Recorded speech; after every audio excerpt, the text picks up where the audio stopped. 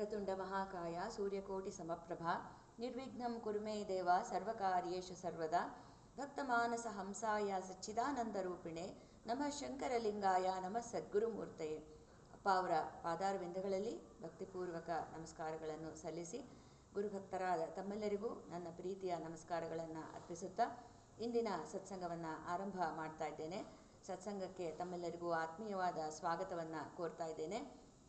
ತಮ್ಮೆಲ್ಲರಿಗೂ ತಿಳಿದಿರುವಂತೆ ನಮ್ಮ ಸತ್ಸಂಗದಲ್ಲಿ ಅಪ್ಪ ಅವರ ಆರಾಧನೆ ಹತ್ತಿರದಲ್ಲಿರುವುದರಿಂದ ಅದರ ಒಂದು ಪ್ರಯುಕ್ತ ಅಪ್ಪ ಅವರ ಒಂದು ಸ್ಮರಣೆ ನಮ್ಮೆಲ್ಲರಿಗೂ ಆಗಲಿ ಅನ್ನೋ ಒಂದು ಉದ್ದೇಶದಿಂದ ಅಪ್ಪನ ಕೆಲವು ವಿಚಾರಗಳನ್ನು ಅಥವಾ ಅಪ್ಪನ ಭಕ್ತರ ಕೆಲವು ವಿಚಾರಗಳನ್ನು, ಹಾಗೆ ಅಪ್ಪನ ಕುರಿತಾದ ಹಾಡುಗಳು, ಹಾಗೆ ಅಪ್ಪನ ಕುರಿತಾದ ಹಿರಿಯರಿಂದ ತಿಳಿದು ಬಂದ ಕೆಲವು ವಿಚಾರಗಳು, ಪುಸ್ತಕದಲ್ಲಿ ಇರುವ ಒಂದು ವಿಚಾರಗಳು, ಹಾಗೆ ತಮ್ಮ ಒಂದು ಸ್ವಂತ ಜೀವನದಲ್ಲಿ ಏನಾದರೂ ಅನುಭವಗಳು, ಅದನ್ನು ಈ ನಾನಾ ಬಗೆಯಿಂದ ಒಂದು ಸ್ಮರಣೆ ಆಗಲಿ, ಯಾವುದಾದ್ರೂ ಒಂದು ಬಗೆಯಿಂದ ಒಂದು ಸ್ಮರಣೆ ಮಾಡೋಣ ಅಂತ ಒಂದು ವಿಚಾರ ಮಾಡಿ ಅದನ್ನು ಅಪ್ಪನ ವೈಭವ ಅಂತ ಅದಕ್ಕೆ ಒಂದು ಹೆಸರನ್ನು ಕೊಟ್ಟು ಈ ಕಾರ್ಯಕ್ರಮವನ್ನು ಅಪ್ಪನ ಆರಾಧನೆ ಬರುವವರೆಗೂ ನಾವು ಮುಂದುವರಿಸ್ಕೊಂಡು ಹೋಗಬೇಕು ಅಂತ ನಡೆಸ್ತಾ ಇದ್ದೇವೆ. ಈಗ 3 ಸಂಚಿಕೆಗಳು ಆಗಿದೆ. ಕಳೆದ ವಾರ ತಾವು ಕೇಳಿದ್ರಿ, ಶ್ರೀಯುತ BS ಕೃಷ್ಣ ಅವರು ಒಂದು ಗುರುಕಥಾಮೃತದ ಒಂದು ಸೂತ್ರವನ್ನು ಹಿಡಿದುಕೊಂಡು ಅಲ್ಲಿ ಹಂತ ಹಂತವಾಗಿ ಅದನ್ನು ಚುಟುಕಾಗಿ ನಮಗೆ ಅದನ್ನು ಹೇಳ್ತಾ ಹಾಗೆಯೇ ಅಲ್ಲಲ್ಲಿ ಒಂದು ಹೆಚ್ಚಿನ ಒಂದು ವೀಕ್ಷಣೆ ಅಂದರೆ ಒಂದು ವಿವರಣೆ ಅನ್ನು ನೀಡ್ತಾ ಮುಂದಕ್ಕೆ ಹೋಗ್ತಾ ಇದ್ವಿ. ಕಳೆದ ವಾರ ನಮ್ಮನ್ನು ಅಲ್ಲಿ ಶಂಕರ ಭಗವಾನರ ಒಂದು ಬರ್ತಾರಲ್ಲ ಅಪ್ಪನ ಒಂದು ಬಳಿ, ಅಪ್ಪ ಒಂದು ಮಾರುತಿಯ ಸೇವೆಯನ್ನು 48 ದಿನ ಮಾಡಿರ್ತಾರೆ, ಒಂದು ಮಂಡಲ ಕಾಲ. ನಂತರ ಅವರು ಒಂದು ಮಂಗಳದ ದಿನ ಶಂಕರ ಭಗವಾನರು ಗುರುಗಳು ಬರಲಿ ಅಂತಲೇ, ಗುರುಗಳು ಸಿಗಲಿ ಅಂತಲೇ ಮಾಡಿರ್ತಾರೆ. ಆ ಮಂಗಳದ ದಿನ ಗುರುಗಳು ತಾವೇ ಸ್ವತಃ ಮನೆಗೆ ಬರುವ ಒಂದು ಸಂದರ್ಭ ಅಲ್ಲಿಗೆ ಒಂದು ನಿಂತಿತ್ತು ಕಳೆದ ವಾರ. ಅಲ್ಲಿಂದ ಮುಂದಕ್ಕೆ ಹೇಳ್ತೀನಿ ಅಂತ ಹೇಳಿದರು. ಇಂದು ಅದರ ಒಂದು ಮುಂದುವರೆದ ಭಾಗವನ್ನು ಮತ್ತೆ ನಾವು ಕೃಷ್ಣ ಅವರಿಂದ ಕೇಳೋಣ. ಕೃಷ್ಣ ಅವರೇ, ಎಲ್ಲರ ಪರವಾಗಿ ತಮಗೆ ಸತ್ಸಂಗಕ್ಕೆ ಹೃತ್ಪೂರ್ವಕವಾದ ಸ್ವಾಗತವನ್ನು ಕೋರ್ತಾ ತಾವು ಮುಂದುವರಿಸಬೇಕು ಅಂತ ತಮ್ಮಲ್ಲಿ ವಿನಂತಿ ಮಾಡ್ಕೋತೀವಿ. ನಮಸ್ಕಾರ, ಧನ್ಯವಾದಗಳು ಸುನೀತಾ ಅವರೇ. ಎಲ್ರಿಗೂ ನಮಸ್ಕಾರ. ಭಕ್ತಮಾನಸ ಹಂಸಾಯ ಸಚ್ಚಿದಾನಂದ ರೂಪಿಣೆ ನಮಃ ಶಂಕರಲಿಂಗಾಯ ನಮಃ ಸದ್ಗುರುಮೂರ್ತೆ ಬೋಧರೂಪಾಯ ಶಾಂತಾಯ ಆನಂದಾಮೃತ ವರ್ಷಿಣೆ ಸಾಧು ಶಂಕರಲಿಂಗಾಯ ಮಂಗಲಂ ಶುಭಮಂಗಲಂ ಮಂಗಲಂ ಗುರುನಾಥಾಯ ಪರಬ್ರಹ್ಮ ಸ್ವರೂಪಿಣೆ ಸ್ವಾಮಿ ಶಂಕರಲಿಂಗಾಯ ಭಕ್ತೋದ್ಧಾರಾಯ ಮಂಗಲಂ. ಆತ್ಮಾರಾಂ ನಿಜಾನಂದಂ ಶೋಕಮೋಹ ವಿವರ್ಜಿತಂ ಸ್ಮರಾಮಿ ಮನಸಾ ನಿತ್ಯಂ ವೆಂಕಟಾಚಲ ದೇಶಿಕಂ.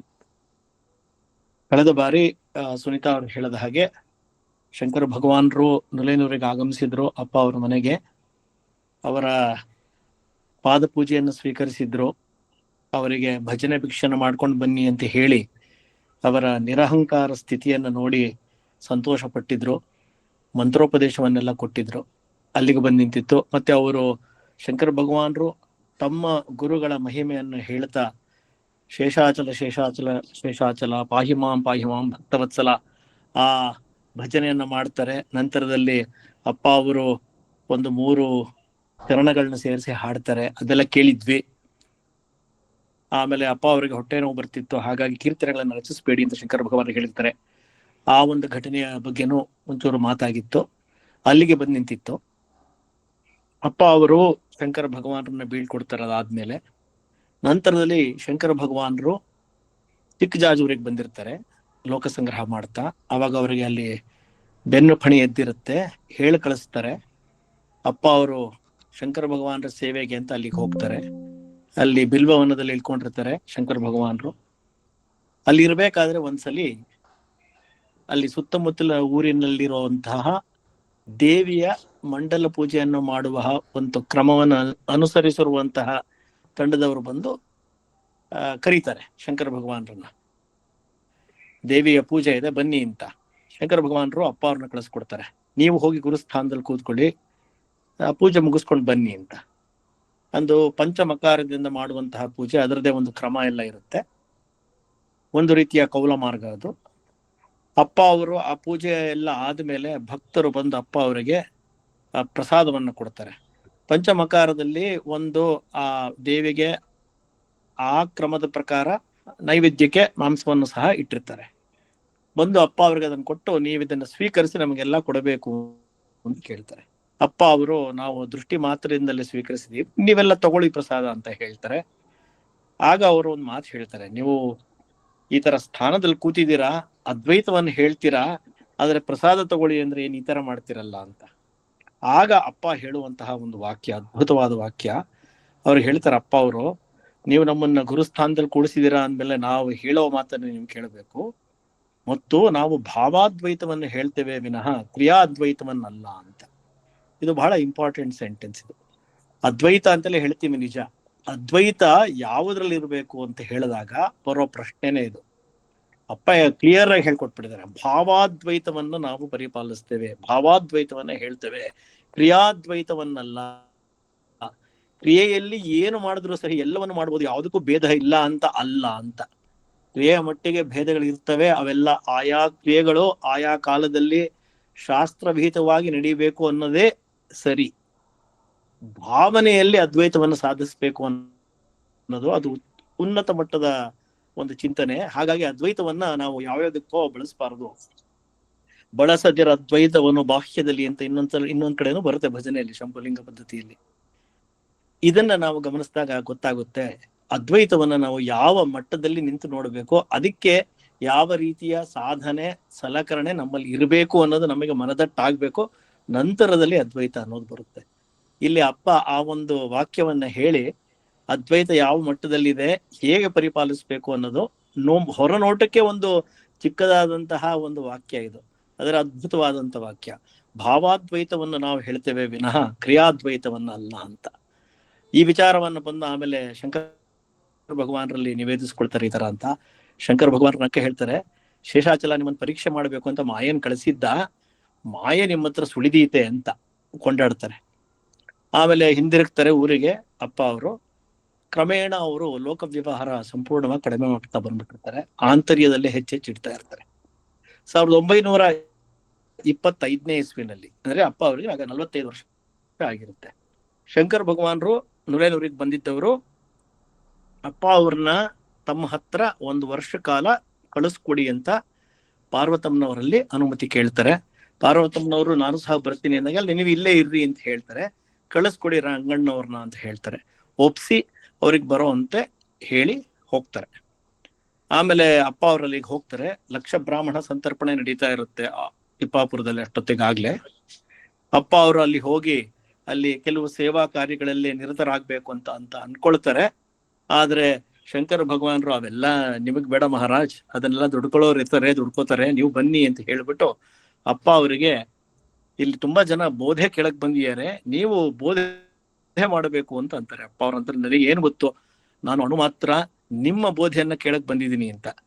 ಚಿದಂಬರನ ಇಚ್ಛಾಗ್ ಬಂದಿದೆ, ಚಿದಂಬರನೇ ನಿಮ್ಮಲ್ಲಿ ನಿಂತು ನುಡಿಸ್ತಾನೆ ಅಂತ ಶಂಕರ ಭಗವಾನರು ಹೇಳ್ತಾರೆ. ಆದ್ರೆ ಅಪ್ಪ ಅವರಲ್ಲಿದ್ದ ಅಪಾರವಾದ ವಿದ್ಯೆ ಏನು ಅಂತ ಅದು ವೇದ್ಯವಾಗುತ್ತೆ. ಅಪ್ಪ ಅವರು ಒಂದ್ ಕಡೆ ಕೂತು ಬೋಧೆಯನ್ನು ಮಾಡ್ತಾರೆ, ಅದ್ಭುತವಾಗಿರುತ್ತೆ. ಅಲ್ಲಿ ನೆರೆದಿರೋರು ಬೋಧೆ ಆದ ನಂತರ ನಮಸ್ಕಾರ ಮಾಡ್ಲಿಕ್ಕೆ ಹೋದಾಗ ಅಪ್ಪ ಅವರು, ದಯವಿಟ್ಟು ಗುರುನಾಥಿಗೆ ನಮಸ್ಕಾರ ಮಾಡ್ಬಿಡಿ, ನಾನು ನುಡಿಸಿದ್ದೆಲ್ಲ ಅವನೇ, ನಂದೇನು ಇಲ್ಲ ಅಂತ ಹೇಳ್ತಾರೆ. ಪ್ರತಿನಿತ್ಯ ಏನಾಗ್ತಿರುತ್ತೆ ಅಂತಂದ್ರೆ, ಶಂಕರ ಭಗವಾನರು, ಇವೆಲ್ಲ ನಾವೆಲ್ಲ ಓದಿರ್ತೀವಿ ಇದರಲ್ಲಿ ಕಥಾಮೃತದಲ್ಲಿ. ಶಂಕರ ಭಗವಾನರು ಅಲ್ಲಿ ದೂರದ ಒಂದು ದತ್ತ ಮಂದಿರದ ಹತ್ರ ಅಲ್ಲಿ ಬರ್ಬೇಕು ಅಂತ ಹೇಳಿರ್ತಾರೆ. ಅಪ್ಪ ಅವ್ರಿಗೆ ಕರ್ಕೊಂಡು ಹೋಗ್ತಾರೆ. ಬೇರೆ ಯಾರು ಬರ್ಕೂಡ್ದು ಅಂತ ಹೇಳಿರ್ತಾರೆ.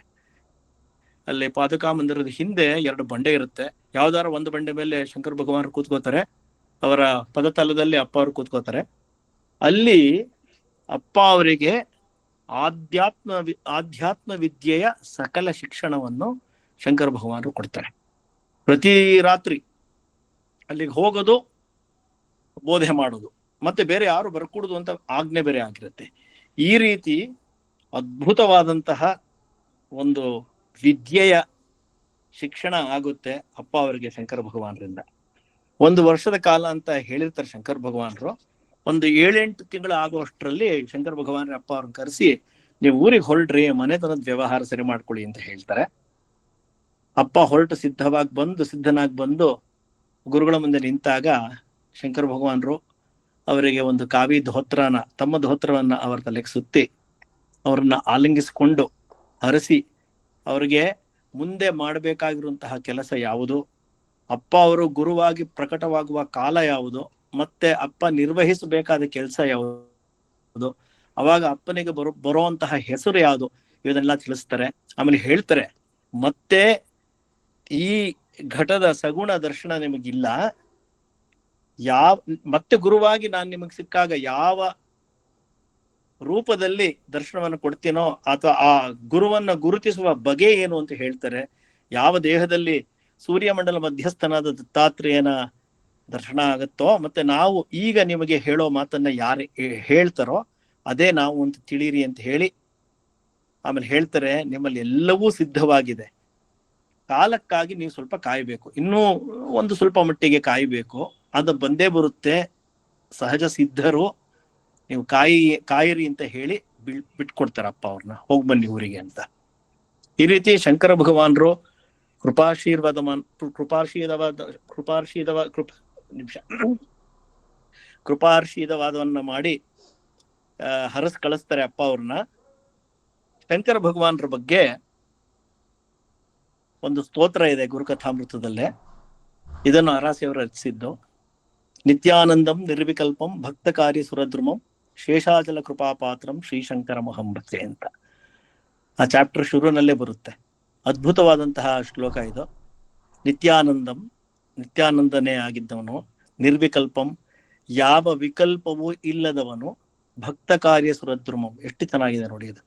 ಭಕ್ತರ ಕಾರ್ಯಕ್ಕೆ ಸುರದ್ರುಮ ಅಂದ್ರೆ ಕಲ್ಪವೃಕ್ಷ, ಸುರಲೋಕದ ತರು ಅಂದ್ರೆ ಕೇಳಿದ್ದನ್ನೆಲ್ಲ ಕೊಡುವಂತವನು ಅಂತ ಆ ರೀತಿಯ ಗುರು ಅವನು. ಶೇಷಾಚಲ ಕೃಪಾಪಾತ್ರಂ, ಶೇಷಾಚಲ ಕೃಪೆಗೆ ಪಾತ್ರರಾದವನು, ಶ್ರೀಶಂಕರಮಹಂ ಭಜೆ, ಅಂತಹ ಶಂಕರರನ್ನ ಭಜಿಸುತ್ತೇನೆ ಅನ್ನೋ ಶ್ಲೋಕ. ಇದನ್ನು ಸಹ ನಾವು ಕಲಿತು, ಈಗ ಮುಂದೆ ರಥಸಪ್ತಮಿ ಬರುತ್ತೆ, ಶಂಕರ ಭಗವಾನರ ಅವತ್ತು ವಿಶೇಷ ಕಾರ್ಯಕ್ರಮ, ಕಲಿತು ಇದನ್ನ ನಾವು ಹೇಳಿ ನಮ್ಮ ಪೂಜೆ ಇತ್ಯಾದಿಗಳಲ್ಲಿ ಬಳಸೋಣ. ಈ ರೀತಿ ಸರಿಯಾಗಿ ಮಾಡಿಕೊಟ್ಟಿದ್ದಾರೆ, ಎಲ್ಲ ಹಾಸುಹೊಕ್ಕಾಗಿದೆ, ಇದನ್ನ ನಾವು ಬಳಸೋದು ನಮ್ ಕರ್ತವ್ಯ ಅಂತ ನನಗನ್ಸುತ್ತೆ. ಆಮೇಲೆ ಅಪ್ಪ ಅವ್ರ ಊರಿಗೆ ಹಿಂದಿರುಗ್ತಾರೆ. ಅಜ್ಜನ ಈ ಶಂಕರ ಭಗವಾನರ ಕೃಪಾಶೀರ್ವಾದವನ್ನ ಪಡೆದು ಆಮೇಲೆ ಬಂದು ಮನೆತನದ ಏನು ವ್ಯವಹಾರ ಇರುತ್ತೆ ಅದನ್ನೆಲ್ಲ ಬಹಳ ಬೇಗ ಸರಿಪಡಿಸ್ತಾರೆ. ಒಂದ್ ಅಂಶ ಇಲ್ಲಿ ಗಮನಿಸ್ಬೇಕಾಗತ್ತೆ, ಅಪ್ಪ ಅಂತ ಯೋಗ ಸಿದ್ಧ, ಅಷ್ಟೆಲ್ಲ ಭಗವದ್ ಭಕ್ತಿ ಇತ್ತು, ಅಷ್ಟು ದಕ್ಷ, ಆತರ ಎಲ್ಲ ಆಗಿದ್ರುನು ಮನೆತನದ ವ್ಯವಹಾರ ಸರಿ ಮಾಡ್ಕೊಳ್ಳುವಂತಹ ಪರಿಸ್ಥಿತಿ ಯಾಕೆ ಬಂತು ಅಂತ. ಯಾಕೆ ಈ ರೀತಿಯ ಸನ್ನಿವೇಶಗಳು ಬರ್ತವೆ ಅಂತ ಹೇಳಿದ್ರೆ, ಈ ಲೋಕ ವ್ಯವಹಾರವನ್ನ ಸಂಪೂರ್ಣವಾಗಿ ಸಜ್ಜಾಗಿ ಅಚ್ಚುಕಟ್ಟಾಗಿ ಯಾವ ರೀತಿಯ ತೊಂದರೆಯೂ ಬಾರದ ಹಾಗೆ ನೋಡ್ಕೋತೀನಿ ಅನ್ನೋದು ಅಸಾಧ್ಯ, ಸಾಧ್ಯವೇ ಇಲ್ಲ. ಲೋಕ ವ್ಯವಹಾರದ ರೀತಿಯೇ ಅದು. ಒಂದು ಉದಾಹರಣೆ ಬರುತ್ತೆ, ಎಲ್ಲೋ ಯಾರೋ ಒಬ್ಬ ಮಹಾತ್ಮ ಒಂದು ತಗಡಿನ ಮೇಲೆ ನಿಂತು ಕುಣಿತಾ ಇರ್ತಾನೆ, ಆ ಕಡೆಯಿಂದ ಈ ಕಡೆ, ಈ ಕಡೆಯಿಂದ ಆ ಕಡೆಗೆ. ಅಲ್ಲಿ ಒಬ್ಬ ಹೋಗ್ತಿದ್ದ ಲೌಕಿಕ ಕೇಳ್ತಾನೆ, ಏನ್ ಮಾಡ್ತಿದ್ದೀರಾ ನೀವು ಅಂತ. ಈ ತಗಡಿನ ತಟ್ಟೆನ್ ಸರಿ ಮಾಡ್ತಾ ಇದೀನಿ, ಅಲ್ಲಿ ಉಬ್ಬಿರತ್ತೆ, ಅಲ್ಲಿ ಜಿಗಿದ್ರೆ ಇಲ್ಲಿ ಎಲ್ಲೋ ಉಬ್ಬಾಗತ್ತೆ ಅಂತ. ನಕ್ಕೆ ಹೇಳ್ತಾರೆ, ಇದೆಲ್ಲಾರು ಸಾಧ್ಯವೇ, ಈ ತಗಡಿನ ತಟ್ಟೆನ ಸಮತಟ್ಟು ಮಾಡೋದು ಸಾಧ್ಯನೇ ಇಲ್ಲ, ಏನ್ ಈ ತರ ಮಾಡ್ತಿದ್ದೀರಲ್ಲ ಅಂತ. ಆಗ ಆ ಮಹಾತ್ಮರು ಹೇಳ್ತಾರೆ, ನೀನು ಮಾಡ್ತಿರೋದು ಅದನ್ನೇ, ಲೌಕಿಕನ ನಾನು ಸರಿ ಮಾಡ್ತೀನಿ ಅಂತ ಹೋಗ್ತಿದೀಯಲ್ಲ, ಅದೆಲ್ಲಾರು ಸಾಧ್ಯವೇ, ಅದು ಸಾಧ್ಯನೇ ಇಲ್ಲ ಅಂತ. ಅಪ್ಪನ ಒಂದ್ ಮಾತು ಹೇಳ್ತಿದ್ನಂತೆ, ಶಿವನನ್ನ ಸುಲಭವಾಗಿ ಗೆಲ್ಲಬಹುದು, ವಿಷ್ಣುವನ್ನ ಗೆಲ್ಲಕ್ಕಾಗಲ್ಲ ಅಂತ. ಅದರ ಮರ್ಮ ಅದೇ, ಸಾಧನೆ ಮಾಡಿ ಆನಂದವನ್ನ ಗಳಿಸಬಹುದು. ಈ ಸ್ಥಿತಿ ಅಂತ ಏನಿದೆಯಲ್ಲ, ಸೃಷ್ಟಿ ಸ್ಥಿತಿ ಲಯಗಳಲ್ಲಿ, ಈ ಸ್ಥಿತಿಯ ಒಂದು ಪರಿಕರದಲ್ಲಿ ಎಲ್ಲವನ್ನ ಸರಿ ಮಾಡ್ತೀನಿ ಅಂತ ಹೋಗೋದು ನಿಜವಾಗ್ಲೂ ಅದು ನಿಷ್ಪ್ರಯೋಜಕ. ಯಾಕೆ ಅಂತಂದ್ರೆ ಎಲ್ಲವೂ ಸರಿ ಹೋಗೋದು ಅನ್ನೋದು ಸಾಧ್ಯವೇ ಇಲ್ಲ ಲೌಕಿಕದಲ್ಲಿ. ಒಂದಲ್ಲ ಒಂದು ರೀತಿಯ ಏರುಪೇರು ಏನೋ ಒಂದು ಇದ್ದೇ ಇರುತ್ತೆ. ನಾವು ನೋಡಬೇಕಾಗಿರೋದು ಏನು ಅಂತಂದ್ರೆ, ಅದನ್ನ ಎಷ್ಟರ ಮಟ್ಟಿಗೆ ನಾವು ಅದು ನಮ್ಮನ್ನ ನಮ್ಮ ಮೂಲ ಗುರಿಯಿಂದ ವಿಚಲಿತಗೊಳಿಸತ್ತೆ ಅನ್ನೋದನ್ನ ನಾವು ನೋಡ್ಕೋಬೇಕಾಗತ್ತೆ. ಯಾವ ಮಟ್ಟಕ್ಕೆ ಸರಿ ಮಾಡ್ಬೇಕು ಆ ಮಟ್ಟಕ್ಕೆ ಸರಿ ಮಾಡಿ ನಮ್ಮ ಮೂಲ ಉದ್ದೇಶ ಏನಿದೆ ಅದರಲ್ಲಿ ತೊಡಗಿಸ್ಕೋಬೇಕು ಅನ್ನೋದೇ ಇದರ ಒಂದು ನಿದರ್ಶನ. ಮುಂದೆ 1927ನೇ ಇಸ್ವಿನಲ್ಲಿ ಒಂದಿನ ಯಲ್ಲಪ್ಪಜ್ಜನವರು ಬರ್ತಾರೆ ನುಲೇನೂರಿಗೆ. ಯಲ್ಲಪ್ಪಜ್ಜನವ್ರ ಬಗ್ಗೆ ಕೇಳಿದ್ದೇವೆ, ಓದಿದ್ದೇವೆ. ಅಪ್ಪ ಅವರಿಗೆ ಮೊದಲ ಗುರುಗಳು. ಅವರು ನುಲೇನೂರಿಗೆ ಬಂದಾಗ ಅಜಗರಾವಸ್ಥೆ ಅಂತ ಆ ಅವಸ್ಥೆಯಲ್ಲಿ ಇರ್ತಾರೆ. ಆ ಪಾರ್ವತಮ್ಮನವರು ಎಲ್ಲಪ್ಪಜ್ಜನವ್ರಿಗೆ, ಚಿಕ್ಕಪ್ಪ ಮಲ್ಕೊ ಅಂದ್ರೆ ಮಲ್ಗಿರೋರು ಯಾರು, ಎದ್ದಿರೋರು ಯಾರು, ನೋಡು ತುತ್ತು ಕೆಳಗ್ ಬಿತ್ತು ಅಂದ್ರೆ ಮೇಲ್ ಯಾವುದು ಕೆಳಗೆ ಯಾವುದು, ಈ ರೀತಿ ಆ ಒಂದು ಉನ್ನತವಾದ ಅವಸ್ಥೆಯಲ್ಲಿ ಇರ್ತಾರೆ. ಹೊರಗಿಂದು ಈ ಒಂದು ವ್ಯವಹಾರದಲ್ಲಿ ಏನು ಇವೆ ಅದ್ಯಾವುದು ಗೋಚರಿಸ್ತಾ ಇರೋದಿಲ್ಲ, ಅದರ ಹಿಂದೆ ಏನಿದೆ ಅದನ್ನ ನೋಡ್ತಾ ಇರ್ತಾರೆ ಸದಾ. ಅವರು ಬಂದು ಅಲ್ಲಿದ್ದು ಅವರು ಅಪ್ಪ ಅವರಿಗೆ ಕೊಟ್ಟಂತಹ ಆಧ್ಯಾತ್ಮ ಶಿಕ್ಷಣ, ಗುರುಭಕ್ತಿಯ ಮಹತ್ವ, ಗುರು ಸೇವೆಯ ಮಹತ್ವ, ಇದರ ಬಗ್ಗೆ ಶಿಕ್ಷಣ, ಇವೆಲ್ಲವನ್ನ ಅಪ್ಪ ಅವರು ಸ್ಮರಿಸ್ಕೋತಾರೆ. ಪಾರ್ವತಮ್ಮವ್ರಿಗೆ ಹೇಳ್ತಾರೆ, ನೋಡಿ ಇವೆಲ್ಲ ಈ ತರ ನಮ್ಮನ್ನ ಸಲಹಿದ್ರು ಇವರು ಅಂತಲ್ಲ. ಈ ರೀತಿಯ ಒಂದು ಇವರ ಗರಡಿನಲ್ಲಿ, ದ್ರೋಣಾಚಾರ್ಯರಂತಿರುವ ಗರಡಿಯಲ್ಲಿ ನಾನು ಮತ್ತೆ ಚಿದಂಬರ ಇಬ್ರು ವ್ಯಾಸಂಗ ಮಾಡಿದೀವಿ ಅಂತ ಹೇಳ್ತಾರೆ. ಅವ್ರಿಗೆ ಪಾದಪೂಜೆ ಮಾಡ್ತಾರೆ. ಹೊರಡೋ ದಿನ ಸಿಹಿ ಔತಣ ಮಾಡಿಸ್ತಾರೆ, ಅವ್ರಿಗೆ ಊಟ ಮಾಡಿ ಕಳಿಸ್ಕೊಡ್ತಾರೆ. ಯಲ್ಲಪ್ಪಜ್ಜನವರು ಹೋಗೋ ಮುಂದೆ ಹೇಳ್ತಾರೆ, ನಮ್ಮಲ್ಲೆಲ್ಲಾ ನೀನು ಯೋಗ್ಯ ವಸ್ತು, ನಿನ್ನ ನೋಡ್ಕೊಂಡು ಹೋಗಲ್ ಬಂದೆ, ಬಂದ್ ಕೆಲ್ಸ ಆಯ್ತಪ್ಪ ಅಂತ ಹೇಳ್ತಾರೆ. ಇನ್ನೇನು ಹೊರಡ್ತೀನಿ ಅಂತ ಹೇಳಿ ಹೊರಡ್ತಾರೆ. ಈ ರೀತಿ ಅವರು ಅಪ್ಪ ಅವ್ರಿಗೆ ಆಶೀರ್ವಾದ ಮಾಡಿ, ಅಪ್ಪ ಅವರ ಸ್ಥಿತಿಯನ್ನ ಮನಗಂಡು ಸಂತೋಷಿಸಿ ಅವ್ರು ಊರಿಗೆ ಹಿಂದಿರುಗ್ತಾರೆ. ಅವರು ಊರಿಗೆ ಹೋದ ನಂತರ ಕೆಲವು ದಿನಗಳಲ್ಲಿ ಅವ್ರು ದೇಹತ್ಯಾಗ ಮಾಡ್ತಾರೆ ಅಂತ ಸುದ್ದಿ ಬರುತ್ತೆ. ಮತ್ತ ಅದೇ ವರ್ಷ ಶಂಕರ ಭಗವಾನರು ಸಮಾಧಿಸ್ಥರಾದ ಸುದ್ದಿ ಕೂಡ ಪತ್ರಮುಖೇನ ಬರುತ್ತೆ ಅಪ್ಪನಿಗೆ. ಶಂಕರ ಭಗವಾನ್ ಆಗ್ಲೇ ಹೇಳಿರ್ತಾರೆ, ಮತ್ತೆ ಈ ಘಟದ ದರ್ಶನ ನಿಮಗಿಲ್ಲ ಅಂತ. ಅವರು ಅಪ್ಪ ಅವರು ಆ ವಿಚಾರ ತಿಳಿದು ಶಂಕರ ಭಗವಾನರನ್ನ ಅಪ್ಪ ಅವರು ಅಂತಿರ್ತ ಅವರು ಶೇಷಾಚಲನಲ್ಲಿ ಲೀನರಾದ್ರು ಅಂತ ಹೇಳಿ 1 ವಾರ ಕಾಲ ನಂದಾದೀಪ ಹಚ್ಚಿ ಮನೇಲಿ ಚಿದಂಬರ ಭಜನೆ, ರುದ್ರಾಭಿಷೇಕ ನಡೆಸಿ ಆರಾಧನಾ ಸಪ್ತಾಹ ಮಹೋತ್ಸವನ್ನ ನಡೆಸ್ತಾರ ಅಪ್ಪ ಅವರು. ಇದನ್ನೆಲ್ಲ ನಡೆಸ್ತಾ ಅಪ್ಪ ಗುಪ್ತಗಾಮಿನಿಯಾಗಿ ತೀವ್ರವಾದ ಸಾಧನೆಯನ್ನ ಮಾಡ್ತಾನೆ ಇರ್ತಾರೆ. ಈ ಸಾಧನೆ ಯಾವ ರೀತಿ ಸಾಗಿತ್ತು, ಆ ಯಾವ ಮಟ್ಟದಲ್ಲಿ ಇತ್ತು ಅನ್ನೋದಕ್ಕೆ ಕೆಲವು ಸಂಗತಿಗಳು ಬರುತ್ತೆ. ಒಂದು ಸಂಗತಿ, ಈ ಕೂಡ್ಲಿ ಶೃಂಗೇರಿಯ ಶ್ರೀ ಶ್ರೀ ವಾಲುಕೇಶ್ವರ ಭಾರತಿ ಮಹಾಸ್ವಾಮಿಗಳು ಹೊಳಲ್ಕೆರೆಗೆ ಬಂದಿರ್ತಾರೆ. ಅಲ್ಲಿ ಪೂಜಾದಿಗಳೆಲ್ಲ ನೆರವೇರುತ್ತೆ. ಪಾದಪೂಜೆ ಮೊದಲು ಶಾರದಾ ಚಂದ್ರಮೌಳೀಶ್ವರರ ಪೂಜೆ, ನಂತರ ಪಾದಪೂಜೆ ಎಲ್ಲ ನಡೆಯುತ್ತೆ ಅದ್ಭುತವಾಗಿ. ಅದಾದ್ಮೇಲೆ ಶ್ರೀಗಳು ಭಕ್ತರನ್ನ ಉದ್ದೇಶಿಸಿ ಆಶೀರ್ವಚನ ನೀಡ್ತಾ ಇರ್ತಾರೆ. ಮಧ್ಯೆ ಇದೇ ಅಂದ್ರೆ ಏನು ಅಂತ ಕೇಳ್ತಾರೆ. ಅದನ್ನು ಕೇಳಿ ಉತ್ತರಕ್ಕಾಗಿ ಸ್ವಲ್ಪ ಹೊತ್ತು ಕಾಯ್ತಾರೆ. ಯಾರೂ ಸಹ ಆ ಉತ್ತರವನ್ನ ಹೇಳುವಂತಹ ಸಾಹಸ ಮಾಡೋದಿಲ್ಲ. ಅಪ್ಪ ಅವರು ಎದ್ದು ಅವರ ಅನುಜ್ಞೆ ಪಡೆದು ಅರಿಕೆ ಮಾಡ್ಕೋತಾರೆ, ಶಾರದಾ ಪೀಠದ ಎದುರಿನಲ್ಲಿ ಅಣು ಮಾತ್ರ ನಾನು, ಆದರೂ ಗುರುವಿನ ಅನುಜ್ಞೆಯಂತೆ ನನಗೆ ತಿಳಿದವರನ್ನ ಹೇಳ್ತೀನಿ ಅಂತ ಹೇಳ್ಬಿಟ್ಟು, ಅಪ್ಪ ಅವರು ಕಣ್ಣಿಗೆ ಕಾಣುವುದು ಇರುವುದಿಲ್ಲ, ಚರ್ಮ ಚಕ್ಷುಸ್ಸುವಿಗೆ ಯಾವುದು ಕಾಣದೇ ಇದೆಯೋ ಅದು ಇದೆ ಅಂತ ಬಹಳ ಸ್ವಾರಸ್ಯವಾಗಿ ಹೇಳ್ತಾರೆ. ಆ ವಿಚಾರದ ಬಗ್ಗೆ ಒಂದು ಚಿಕ್ಕ ಉಪನ್ಯಾಸ ಮಾಡ್ತಾರೆ. ನಾವು ತೈತ್ತಿರಿಯೋಪನಿಷತ್ತಿನಲ್ಲಿ ಬ್ರಹ್ಮ ಅಂದ್ರೇನು, ಬ್ರಹ್ಮದ ಲಕ್ಷಣ ಏನು ಅಂತ ಒಂದು ವಾಕ್ಯ ಬರುತ್ತೆ. ಸತ್ಯಂ ಜ್ಞಾನಂ ಅನಂತಂ ಬ್ರಹ್ಮ ಅಂತ, ಸಚ್ಚಿದಾನಂದ ಅಂತನೂ ಅಂತೀವಿ. ಅಂದ್ರೆ ಬ್ರಹ್ಮಕ್ಕೆ 3 ಗುಣ ಅಂತ ಕರಿಬಹುದು. ಏನು? ಸತ್ತು, ಚಿತ್ತು, ಆನಂದ. ಸತ್ ಅಂದ್ರೆ ಇರುವಿಕೆ, ಚಿತ್ ಅಂದ್ರೆ ಅರಿವು, ಆನಂದ ಅದರ ಸ್ವರೂಪ, ಅನಂತತೆ ಅದರ ಸ್ವರೂಪ. ಈಗ ನಾವು ಯಾವುದೋ ಒಂದು ವಸ್ತು ಇದೆ ಅಂತ ಹೇಳ್ಬೇಕಾದ್ರೆ ಹೇಳ್ತೀವಿ. ಈಗ ಪೆನ್ನು ಇದೆ, ಮೇಜು ಇದೆ, ಫೋನು ಇದೆ, ಪುಸ್ತಕ ಇದೆ, ಎಲ್ಲದರ ಜೊತೆಗೆ ಇದೆ ಅಂತ ಹೇಳ್ತಾ ಇದ್ದೀವಿ. ಆ ಪೆನ್ನು ಸದಾ ಇರ್ಲಿಕ್ಕೆ ಸಾಧ್ಯವೋ?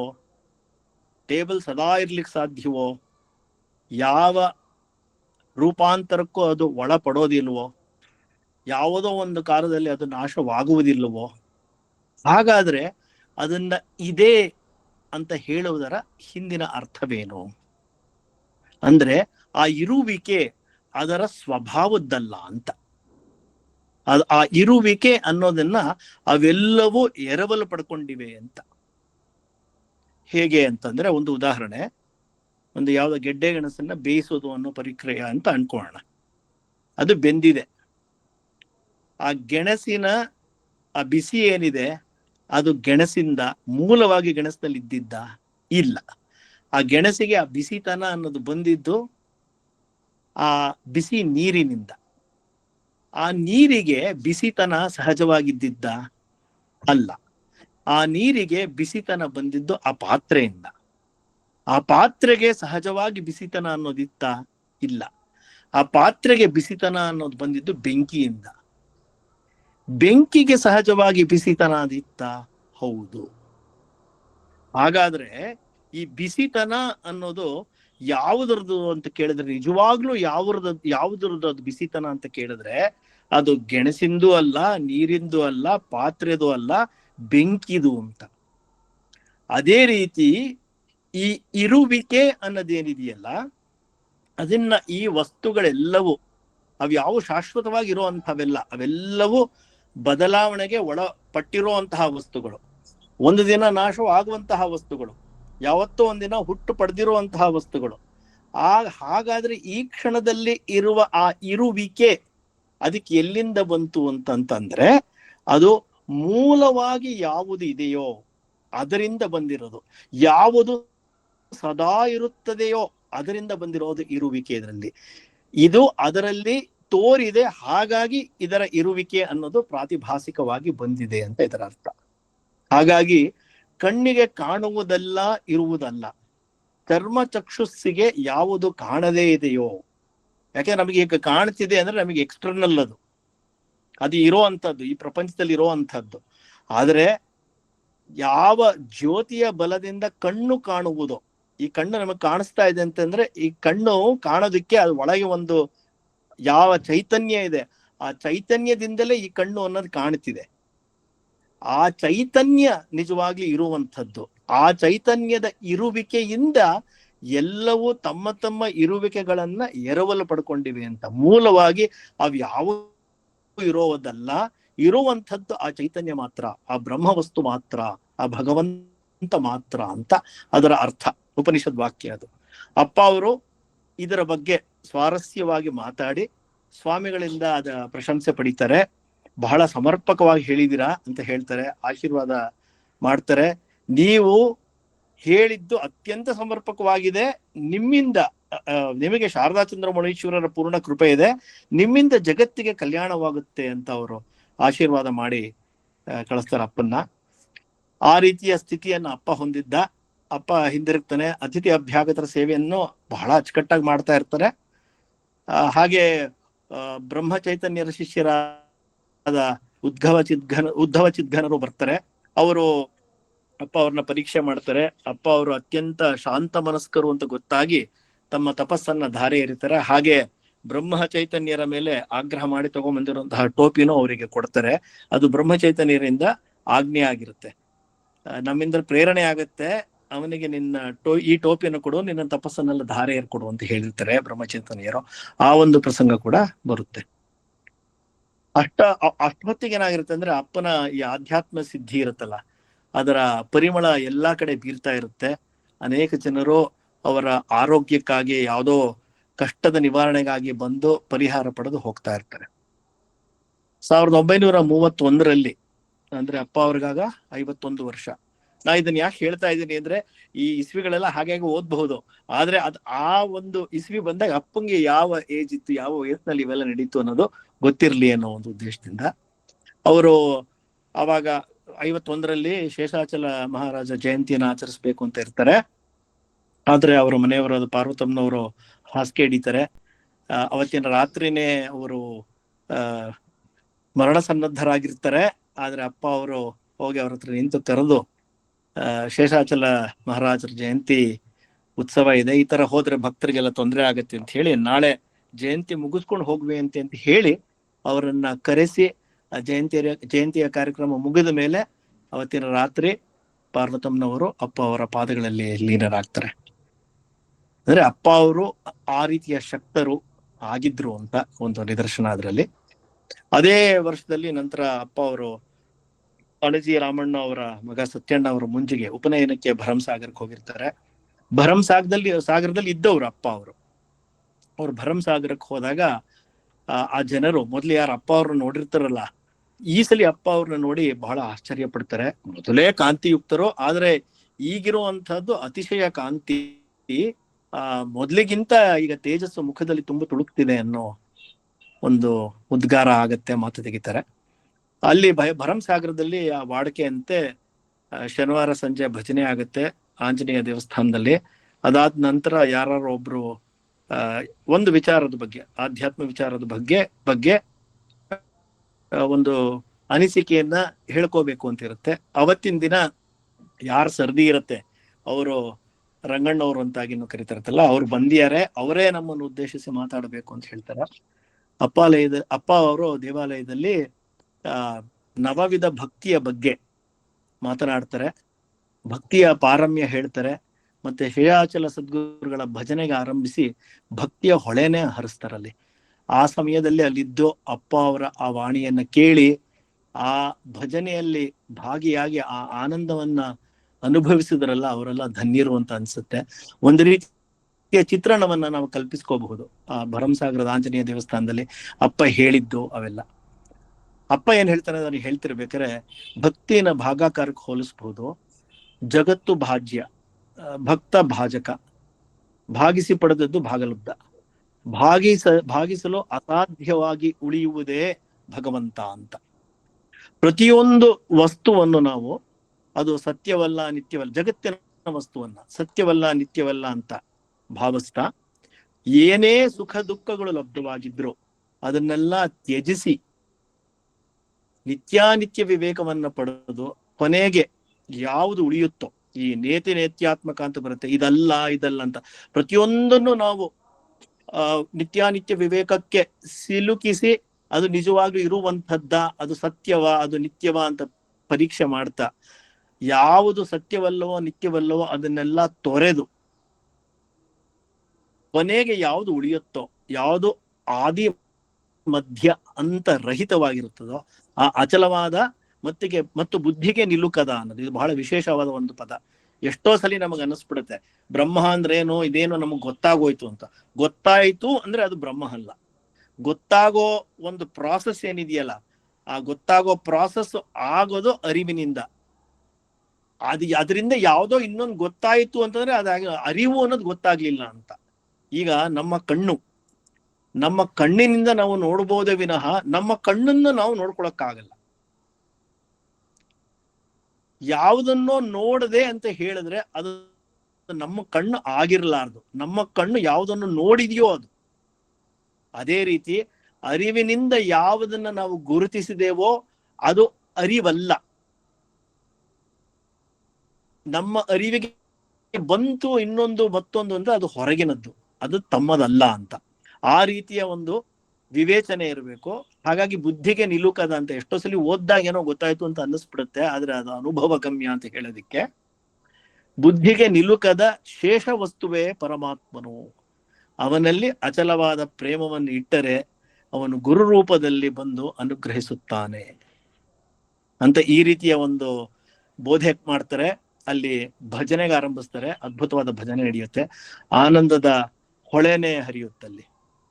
ಆಮೇಲೆ ಶಂಕರ ಭಗವಾನರ ಸನ್ನಿಧಿಯಿಂದ ಅಪ್ಪ ಊರಿಗೆ ಬಂದ್ಮೇಲೆ ಆಹಾರ ನಿದ್ರಾದಿಗಳನ್ನೆಲ್ಲ ಗೆದ್ಬಿಟ್ಟಿರ್ತಾರೆ, ವಿಧಿ ನಿಷೇಧಗಳನ್ನೆಲ್ಲ ಕಿತ್ತು ಎಸ್ತಿರ್ತಾರೆ. ಈ ವಿಧಿ ನಿಷೇಧಗಳು ಯಾಕೆ ಬೇಕು ಅಂತಂದ್ರೆ ನಮ್ಮ ಮನಸ್ಸು ಒಂದು ಪಕ್ವ ಸ್ಥಿತಿಗೆ ಬರೋವರೆಗೆ ಬೇಕು. ಹೇಗೆ ಒಂದು ಚಿಕ್ಕ ಗಿಡಕ್ಕೆ ಬೇಲಿಯ ಅವಶ್ಯಕತೆ ಇದೆಯೋ, ಅದು ಮರವಾಗಿ ಬೆಳೆದ ನಂತರ ಬೇಲಿಯ ಅವಶ್ಯಕತೆ ಇಲ್ಲವೋ, ಒಮ್ಮೊಮ್ಮೆ ಬೇಲಿಯೇ ಅಡ್ಡಿಪಡಿಸಬಹುದು. ಹಾಗಾಗಿ ವಿಧಿ ನಿಷೇಧಗಳು ಎಲ್ಲಿವರೆಗೆ ಆ ಒಂದು ನಿಷ್ಠೆ ಮತ್ತೆ ಆ ಒಂದು ಗಟ್ಟಿತನ ಬೇಕೋ ಅಲ್ಲಿವರೆಗೆ ಅದರ ಒಂದು ಮಹತ್ವ ರೆಲೆವೆನ್ಸ್ ಇರುತ್ತೆ. ಅದನ್ನೆಲ್ಲ ಮೀರಿ ಅಂತ ಅದನ್ನೆಲ್ಲ ಕಿತ್ತೊಸೆದು 3 ಕಾಲಗಳನ್ನು ಅತಿಕ್ರಮಿಸಿ, ಅಂದ್ರೆ ಕಾಲದ ಒಂದು ಮಾಪನಕ್ಕೆ ಒಳಪಡದೆ ಸದಾ ಸರ್ವದ ಅಖಂಡ ಬ್ರಹ್ಮದಲ್ಲಿ ಮುಳುಗಿ ಹೋಗಿರುತ್ತಿದ್ದರು ಅಂತ ಈ ಸೆಂಟೆನ್ಸ್ ಗುರುಕಥಾಮೃತದಲ್ಲೇ ಬರುತ್ತೆ. ಸಂಸಾರ ಸಾಗರವನ್ನು ಸುಲಭವಾಗಿ ದಾಟಿ ದೇವಾದಿ ದೇವತೆಗಳಿಗೂ ಅಸಾಧ್ಯವೆನಿಸದ ಸಹಜಾನಂದವನ್ನು ಪಡೆದರು ಅಂತ ಆ ಒಂದು ಸ್ಥಿತಿಯನ್ನ ಅವರು ತಲುಪಿರ್ತಾರೆ. ಈಗ ಬ್ರಹ್ಮಾನುಭವ ಆಗೋಯ್ತಲ್ಲ, ಗೊತ್ತಾಗೋಯ್ತಲ್ಲ ಬ್ರಹ್ಮಾನುಭವ ಅಂದ್ರೆ ಇಷ್ಟೇ ಅಂತ, ಮತ್ತೆ ಏನು ಇನ್ನು ಮುಂದುವರಿಯತ್ತಲ್ಲ ಅಂತಂದ್ರೆ ಅಲ್ಲೊಂದು ಸೋಜಿಗ ಇದೆ. ಮುಂದೆ ಬರುತ್ತೆ ಆ ವಿಚಾರ, ಅದನ್ನ ಹೇಳ್ತೀನಿ. ಅಂತರಂಗದಲ್ಲಿ ಹೀಗಿದ್ರು ಸಹ ಮನೆಗೆ ಬಂದವ್ರನ್ನ ತುಂಬಾ ಸಮಾಧಾನ ಪಡಿಸ್ತಾ ಇರ್ತಾರೆ. ಈಗ ನನಗೇನೋ ಸಿದ್ಧಿ ಆಗಿದೆ, ಅದೆಲ್ಲ ಗೊತ್ತಾಗೋಗಿದೆ ಅಂತಂತಂದ್ರೆ ಯಾವ ರೀತಿ ಇರುತ್ತೆ. ಆದ್ರೆ ಅಹಂಕಾರ ನಿರಸನವನ್ನು ಸಾಧಿಸಿರ್ತಾನಪ್ಪ. ಅಂತರಂಗದಲ್ಲಿ ಈ ತರ ಎಲ್ಲ ಇದ್ರೂ ಮನೆಗೆ ಬಂದವ್ರನ್ನ ಸಾಮಾನ್ಯವಾಗಿ ಸಮಾಧಾನ ಪಡಿಸಿ ಅವರಿಗೆ ಮತ್ತೆ ಛಲವನ್ನು ತುಂಬಿ ಕಳಿಸ್ತಾ ಇರ್ತಾರೆ. ಕತ್ಲು ಕೋಣೆಯಲ್ಲಿ ಕಾಲ್ ಮೇಲೆ ಕಾಲ್ ಹಾಕಿ ಮಲಗಿರ್ತಾರೆ ಮಹಾವಿಷ್ಣುನಂತೆ. ಮಗನಿಂದಲೋ ಯಾರಿಂದಲೋ ಗ್ರಂಥಗಳನ್ನ ಓದಿಸಿ ಆ ಗ್ರಂಥದಲ್ಲಿ ಏನು ಹೇಳಿದೆಯೋ ಅದು ಅವರ ಅನುಭವಕ್ಕೆ ಹೇಗೆ ಸರಿ ಹೋಗುತ್ತೆ ಅಂತ ನೋಡ್ಕೋತಾ ಇರ್ತಾರೆ. ತುಂಬಿದ ಮನೆಯಲ್ಲಿ ಇದ್ರು ಏಕಾಂಗಿತರ ಇರ್ತಾರೆ. ಹೋದ್ಸಲೇನೆ ಹೇಳಿದ್ನಲ್ಲ, 2 ಕೋಣೆಗಳ ಮಾಡು ನೀ ಮನದಾಲಯದೆ ಅಂತ. ಆ ರೀತಿ ಒಂದು ರೀತಿ ವ್ಯವಹಾರ, ಇನ್ನೊಂದು ಕಡೆ ಅದರ ಬಗ್ಗೆ ಉದಾಸೀನ, ಮತ್ತೆ ವಿರಮಿಸೋದು ಏಕಾಂಗಿಯಾಗಿ ಅಂತ. ಮನೆಯ ತುಂಬಿದ ಮನೆಯಲ್ಲಿ ಇದ್ರು ಏಕಾಂಗಿಯಾಗಿ, ವ್ಯಕ್ತಿಯಾದರೂ ಸರ್ವಶಕ್ತ ಸರ್ವಜ್ಞ ಪರಬ್ರಹ್ಮ ತಾನೆಂದು ಅರಿತ ಆ ಮಹಾನುಭಾವ, ಆ ಸ್ಥಿತಿನ ಯಾರು ವರ್ಣಿಸಕ್ ಸಾಧ್ಯನೇ ಇಲ್ಲ ಅಂತ ಬರುತ್ತೆ.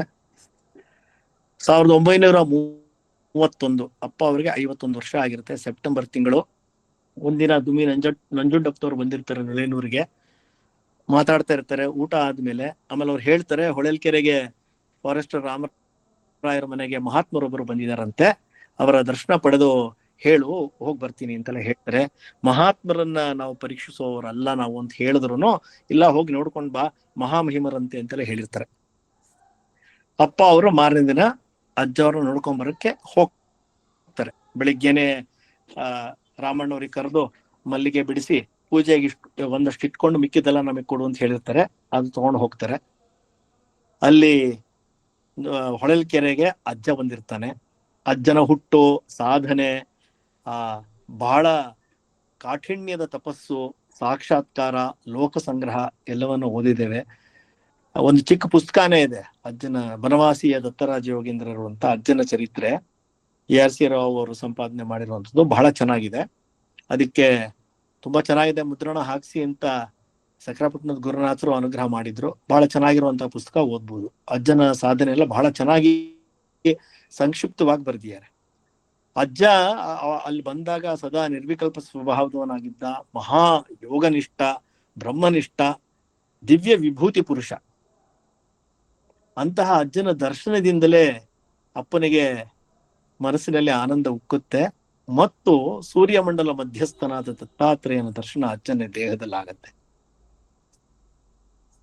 ಅಪ್ಪನಿಗೆ ಶಂಕರ ಭಗವಾನರ ಆ ಒಂದು ಪರಮ ಕರುಣೆ ಅಂತೂ, ಅವತ್ತು ಅವನು ಕೊಟ್ಟ ವಚನವನ್ನ ಪರಿಪಾಲಿಸೋದಿಕ್ಕೆ ಇವತ್ತು ಈ ರೂಪದಲ್ಲಿ ಬಂದಿದ್ದಾನಲ್ಲ ಅಂತ ನೆನೆದು ಉಕ್ಕಿ ಬರುತ್ತೆ ಆನಂದ ಮನಸ್ಸಿನಲ್ಲಿ. ಪ್ರೀತಿ ಉಕ್ಕಿ ಬರುತ್ತೆ ಶಂಕರ ಭಗವಾನರ ಬಗ್ಗೆ, ಗುರುವಿನ ಬಗ್ಗೆ. ಪ್ರಿಯ ಪುತ್ರನನ್ನ ಸಲಹೋಕ್ಕೆ ಬಂದೇ ಬಿಟ್ನಲ್ಲ ಅಂತ ಮತ್ತೆ ಮತ್ತೆ ನೆನೆದು ಹರ್ಷಿತರಾಗ್ತಾರೆ. ತಂದಿದ್ದ ಮಲ್ಲಿಗೆ ಹೂವಿನ ಬೊಕ್ಸೆ ತುಂಬ ತಂದು ಅಜ್ಜನ ಪಾದಗಳಿಗೆ ಎರಗಿ ನಮಸ್ಕಾರ ಮಾಡಿ ಕೂತ್ಕೋತಾರೆ. ಬಹಳ ನನಗೆ ಅತ್ಯಂತ ಪ್ರಿಯವಾದ ಒಂದು ಪ್ಯಾರ ಗುರುಕಥಾಮೃತದಲ್ಲಿ ಅಂದ್ರೆ ಅಪ್ಪನ ಬಗ್ಗೆ ಅಜ್ಜನ ಉದ್ಗಾರ. ಅದು ಹೇಗಿದೆಯೋ ಹಾಗೆ ಓದ್ತೇನೆ. ಆಹಾ, ಎಂತಹ ವ್ಯಕ್ತಿ! ವಿಶ್ವ ಪ್ರೇಮದ ಸಾಕಾರ ಮೂರ್ತಿಯೇ ಇದು.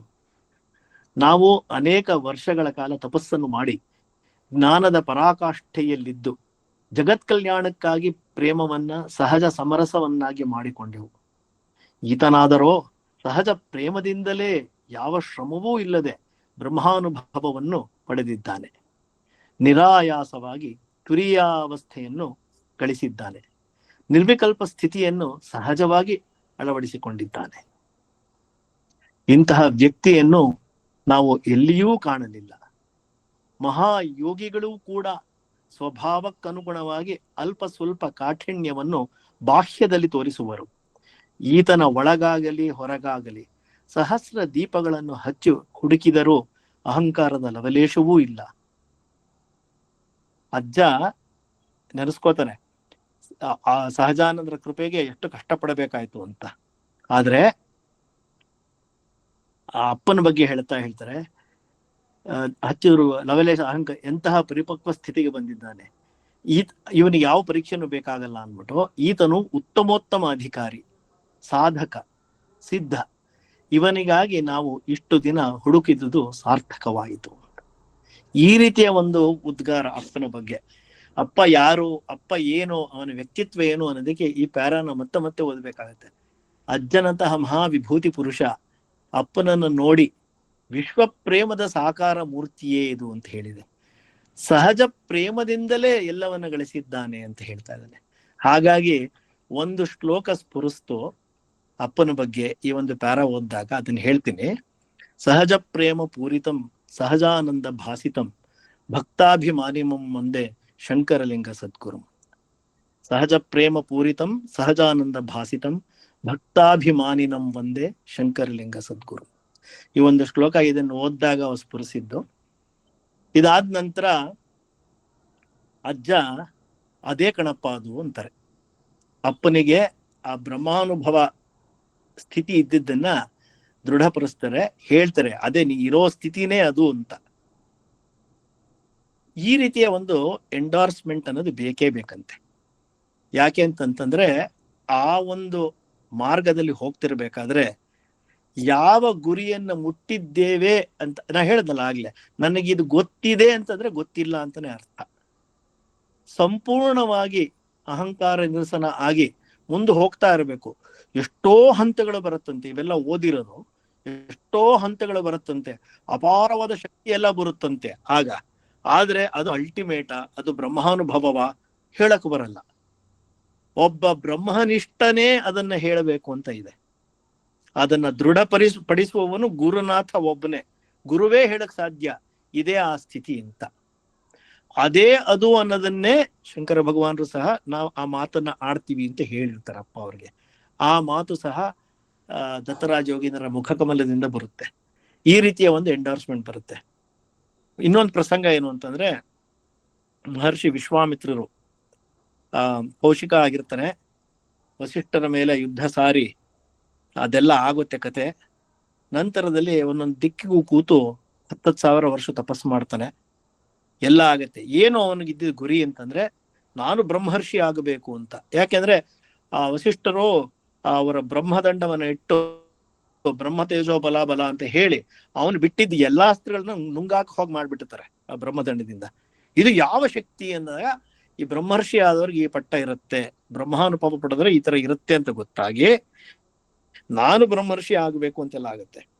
ಪ್ರತಿ ದಿಕ್ಕಿಗೂ ಕೂತು ಅಷ್ಟೆಲ್ಲ ತಪಸ್ಸು ಮಾಡಿ ಆ ಒಂದು ಸ್ಥಿತಿಯನ್ನ ಪಡೆದ್ರೂ ಸಹ ಅದರ ಎಂಡೋರ್ಸ್ಮೆಂಟ್ ಆಗ್ಬೇಕಾಗಿದ್ದು ವಸಿಷ್ಠರಿಂದಲೇ.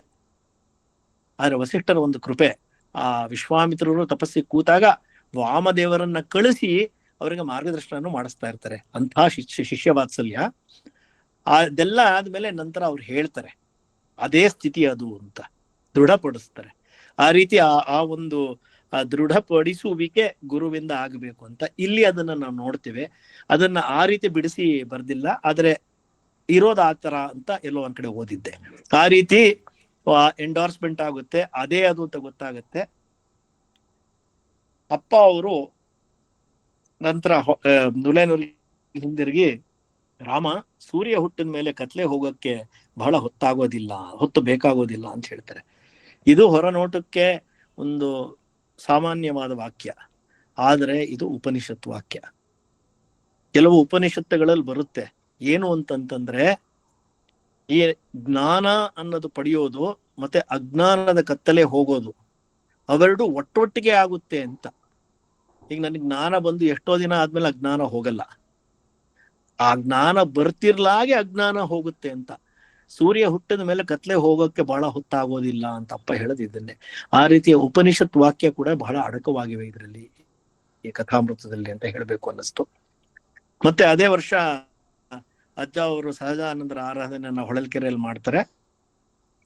ಅಖಂಡ ಭಜನೆ ಅದರ ಜವಾಬ್ದಾರಿ ಅಪ್ಪನಿಗಿರುತ್ತೆ. ಅಪ್ಪ ಆ ಜವಾಬ್ದಾರಿ ವಹಿಸಿ 7 ದಿನ ಅಖಂಡ ಭಜನೆಯನ್ನು ಮಾಡ್ತಾನೆ. ಪ್ರಸಾದಕ್ಕೆ ಬರೀ ಒಂಚೂರು ಕೋಸಂಬರಿ ಮಾತ್ರ ಸೇವಿಸ್ತಾ ಇರ್ತಾನೆ, ಇನ್ನೇನು ಸೇವಿಸೋದಿಲ್ಲ. ಅಖಂಡವಾಗಿ ಭಜನೆ ಮಾಡ್ತಾನೆ. ಆಮೇಲೆ ಒಂದು ವಾಕ್ಯವನ್ನ ಹೇಳ್ತಾನೆ ಅಪ್ಪ, ಈ 7 ದಿನಗಳಲ್ಲಿ ಮನಸ್ಸು ಸಪ್ತ ಭೂಮಿಕೆಗಳನ್ನ ಏರಿತು ಅಂತ. ಅಂತರಂಗ ಸಪ್ತ ಭೂಮಿಕೆಗಳನ್ನ ಏರ್ತು ಅಂತ. ಒಂದು ಸಂದೇಹ ಬಂತು ಅಪ್ಪಂಗೆ, ಆಗ್ಲೇ ಬ್ರಹ್ಮಾನುಭವ ಆಗಿದೆ ಅಂತ ಆಗಿದೆ, ಮತ್ತೆ ಸಪ್ತ ಭೂಮಿಕೆ ಏರ್ತು ಅಂದ್ರೆ ಏನಿದು? ಅದು ಬಿಟ್ಟು ಬ್ರಹ್ಮಾನುಭವ ಆದ್ಮೇಲೂ ಸಪ್ತ ಭೂಮಿಕೆಗೆ ಏನಾರು ಇದೆಯೋ ಅಂತ. ಇದನ್ನ ಅರಾಸಿ ಅವ್ರನ್ನ ಕೇಳಿದ್ದೆ, ಯಾಕೆ ಈ ತರ ಬುರಿದ್ರಿ? ಆಗಿತ್ತಲ್ಲ, ಈ ತರ ಹೇಳಿದ್ರ ಅರ್ಥ ಏನು ಅಂತ. ಹಾಗೆ ಎರಡು ಮಾತನ್ನು ಹೇಳಿದ್ರು ಅವರು. ಒಂದು, ಇಲ್ಲಪ್ಪ ಅದು ಉಪಚಾರದ ಮಾತು ಅಂತ. ಈಗ ನೀನ್ ಬಂದಿದ್ಯಾ, ನೀನ್ ನೋಡಿ ಭಾರಿ ಖುಷಿ ಆಯ್ತಪ್ಪ ಅಂತ. ನನ್ ಖುಷಿ ಆಗಿರುತ್ತೋ ಬಿಟ್ಟಿರುತ್ತೋ ಅದನ್ನ ಹೇಳ್ಬೇಕು, ನಾನು ನಿನಗೆ ಹೇಳ್ತೀನಿ ಅಂತ ಒಂದು. ಆದ್ರೆ ಅದಕ್ಕಿಂತ ಹೆಚ್ಚಿನ ಅರ್ಥದ್ದೇನು ಅಂತಂದ್ರೆ, ಅಖಂಡ ಭಜನೆಯಲ್ಲಿ ಅಂತರಂಗ ಸಪ್ತ ಭೂಮಿಕೆಯನ್ನ ಏರುವ ಶಕ್ತಿ ಇದೆ ಅಂತ ಅಪ್ಪ ಹೇಳ್ತಾ ಇದ್ದಾನೆ. ನಾವ್ ಈ ಅಖಂಡ ಭಜನೆ ಮಾಡೋದು ಅಂತಂದ್ರೆ ಆ ಒಂದು ನಿದ್ದೆಗಡೋದು ಅವೆಲ್ಲ ಇರುತ್ತಲ್ಲ. ಅಖಂಡ ಭಜನೆಯನ್ನ ನಾವು ಸಾಗಿಸ್ಬೇಕು ಅಂತಂದ್ರೆ ಅದಕ್ಕೆ ಯಾವ ರೀತಿಯಾದ ಒಂದು ಪ್ರಿಪರೇಷನ್, ತಯಾರಿ ಇರಬೇಕು. ಯಾವತ್ತೋ ಒಂದಿನ ಕುತ್ಕೊಂಡು ಹೋಗಿ ಮಾಡ್ತೀನಿ ಅಂದ್ರೆ ಸಾಧ್ಯವಿಲ್ಲ. ಅದಕ್ಕೆ ತಪಸ್ಸು ಬೇಕು. ಆ ತಪಸ್ಸು ನಿರಂತರವಾಗಿ ನಡೆದಿರ್ಬೇಕು, ಪ್ರತಿನಿತ್ಯ ನಡೆದಿರ್ಬೇಕು. ಪ್ರತಿನಿತ್ಯ ಅಖಂಡ ಭಜನೆ ಆಗ್ಬೇಕು ಅಂತಲ್ಲ, ಸ್ವಲ್ಪ ಸ್ವಲ್ಪ ಸ್ವಲ್ಪ ಸ್ವಲ್ಪ ಮಾಡ್ತಾ ಮಾಡ್ತಾ ಮಾಡ್ತಾ ಹೆಚ್ಚು ಮಾಡ್ತಾ, ಹೇಗೆ ಆಹಾರ ನಿದ್ದೆಗಳನ್ನ ಗೆಲ್ಲೋ ಸ್ಥಿತಿ ಇದೆಯೋ ಅದನ್ನ ತಲುಪೋದಿಕ್ಕೆ ಒಂದು ಪ್ರಿಪರೇಷನ್ಸ್ ಆಗಬೇಕು. ಇಲ್ಲದ್ರೆ ಅಖಂಡ ಭಜನೆ ಸಲೀಸಾಗಿ ಆಗೋದಿಲ್ಲ. ಆದ್ರೆ ಆ ರೀತಿಯ ಒಂದು ತಪಸ್ಸನ್ನ ಪಡೆದಿದ್ರೆ, ಆ ರೀತಿಯ ತಪಸ್ಸನ್ನ ನಾವು ಮಾಡ್ತಾ ಇದ್ದಿದ್ದಲ್ಲಿ ಮನಸ್ಸು, ಅಂತರಂಗವು ಸಪ್ತಭೂಮಿಕೆಗಳನ್ನ ಏರೋದ್ರಲ್ಲಿ ಸಂಶಯವೇ ಇಲ್ಲ. ಆ ಅಖಂಡ ಭಜನೆಗೆ ಆ ಒಂದು ಶಕ್ತಿ ಇದೆ ಅಂತ ಹೇಳೋದಿಕ್ಕೆ ಅಪ್ಪ ಇದನ್ನ ಹೇಳ್ದ ಅಂತ ಹೇಳಿದ್ರು. ಅದನ್ನ ನಿಮ್ ಜೊತೆಗೆ ಹಂಚ್ಕೋಬೇಕು ಅಂತ ಅನ್ನಿಸ್ತು. ಒಂದಿನ ಆಮೇಲೆ ಮನೆತನದ ಕೆಲಸ ಒಂದಷ್ಟು ಮುಗಿಸಿ ರಂಗಣ್ಣವ್ರೆ ಅಂತ ಹೇಳ್ತಾರೆ. ಗುರುವಾಗಿ ಪ್ರಕಟವಾಗುವಂತಹ ಕಾಲ ಇದು ಹತ್ತಿರದಲ್ಲೇ ಇದೆ, ಸನ್ನಿಹದಲ್ಲೇ ಇದೆ ಅಂತ ಹೇಳ್ತಾರೆ. ಅಪ್ಪ ಅವರು ಆ ಕೆಲಸವನ್ನು ಮುಗಿಸ್ತಾರೆ. ಮಗಳ ಮದ್ವೆ ಮಾಡ್ಬೇಕಾಗಿರತ್ತೆ, ಅದನ್ನ ಮಾಡ್ತಾರೆ. ಗುರು ಪ್ರೇರಣೆ ಅಂತಾನೆ ನೆರವೇರಿಸ್ತಾರೆ. ಆ ಸಂಬಂಧ ಹೋಗ್ತಾರೆ ಅಜ್ಜ ಅವರು. ಆಗುತ್ತೆ ಆ ರೀತಿ. ಒಂದಿನ ಅವ್ರ ಅಪ್ಪ ಅವರು ರಂಗನಾಥ ಸ್ವಾಮಿ ದೇವಸ್ಥಾನಕ್ಕೆ ಹೋಗಿರ್ತಾರೆ ಮಾಳೇನಹಳ್ಳಿಗೆ, ಶ್ರೀನಿವಾಸ ರಾಯರು ಮತ್ತೆ ಶಂಕರಪ್ಪನವರ ಜೊತೆಗೆ. ಅಲ್ಲಿ ದೇವಾಲಯದಲ್ಲಿ ಒಂದು ಬೋಧೆ ಮಾಡ್ತಾರಪ್ಪ. ಅದು ಹೇಗಿದೆಯೋ ಅದನ್ನ ಹೇಳ್ಬಿಟ್ಟು ಅದ್ರ ಬಗ್ಗೆ ಏನ್ ಅನ್ನಿಸ್ತು ಅಂತಾನು ಹಂಚ್ಕೊತೇನೆ. ಈ ಜಗತ್ತು ಈಶ್ವರನ ಸೃಷ್ಟಿಯಾಗಿದೆ. ಅವನಲ್ಲಿ ಅನಂತವಾದ ಜ್ಞಾನ, ಬಲ ಮೊದಲಾದವು ಇವೆ. ಅವನು ಎಲ್ಲಕ್ಕೂ ಒಡೆಯ, ಎಲ್ಲವನ್ನೂ ಅರಿತವನು, ಎಲ್ಲದರ ಒಳಗಿದ್ದು ನಿಯಮಿಸುವವನು, ಎಲ್ಲದರ ಒಳ ಹೊರಗೆ ವ್ಯಾಪಿಸಿರುತ್ತಾನೆ. ಅನೇಕ ಕೋಟಿ ಬ್ರಹ್ಮಾಂಡಗಳು ಅವನಿಂದಲೇ ಹುಟ್ಟಿ ಅವನಲ್ಲೇ ಇದ್ದು ಅವನಲ್ಲೇ ಹೋಗಿ ಸೇರುತ್ತವೆ.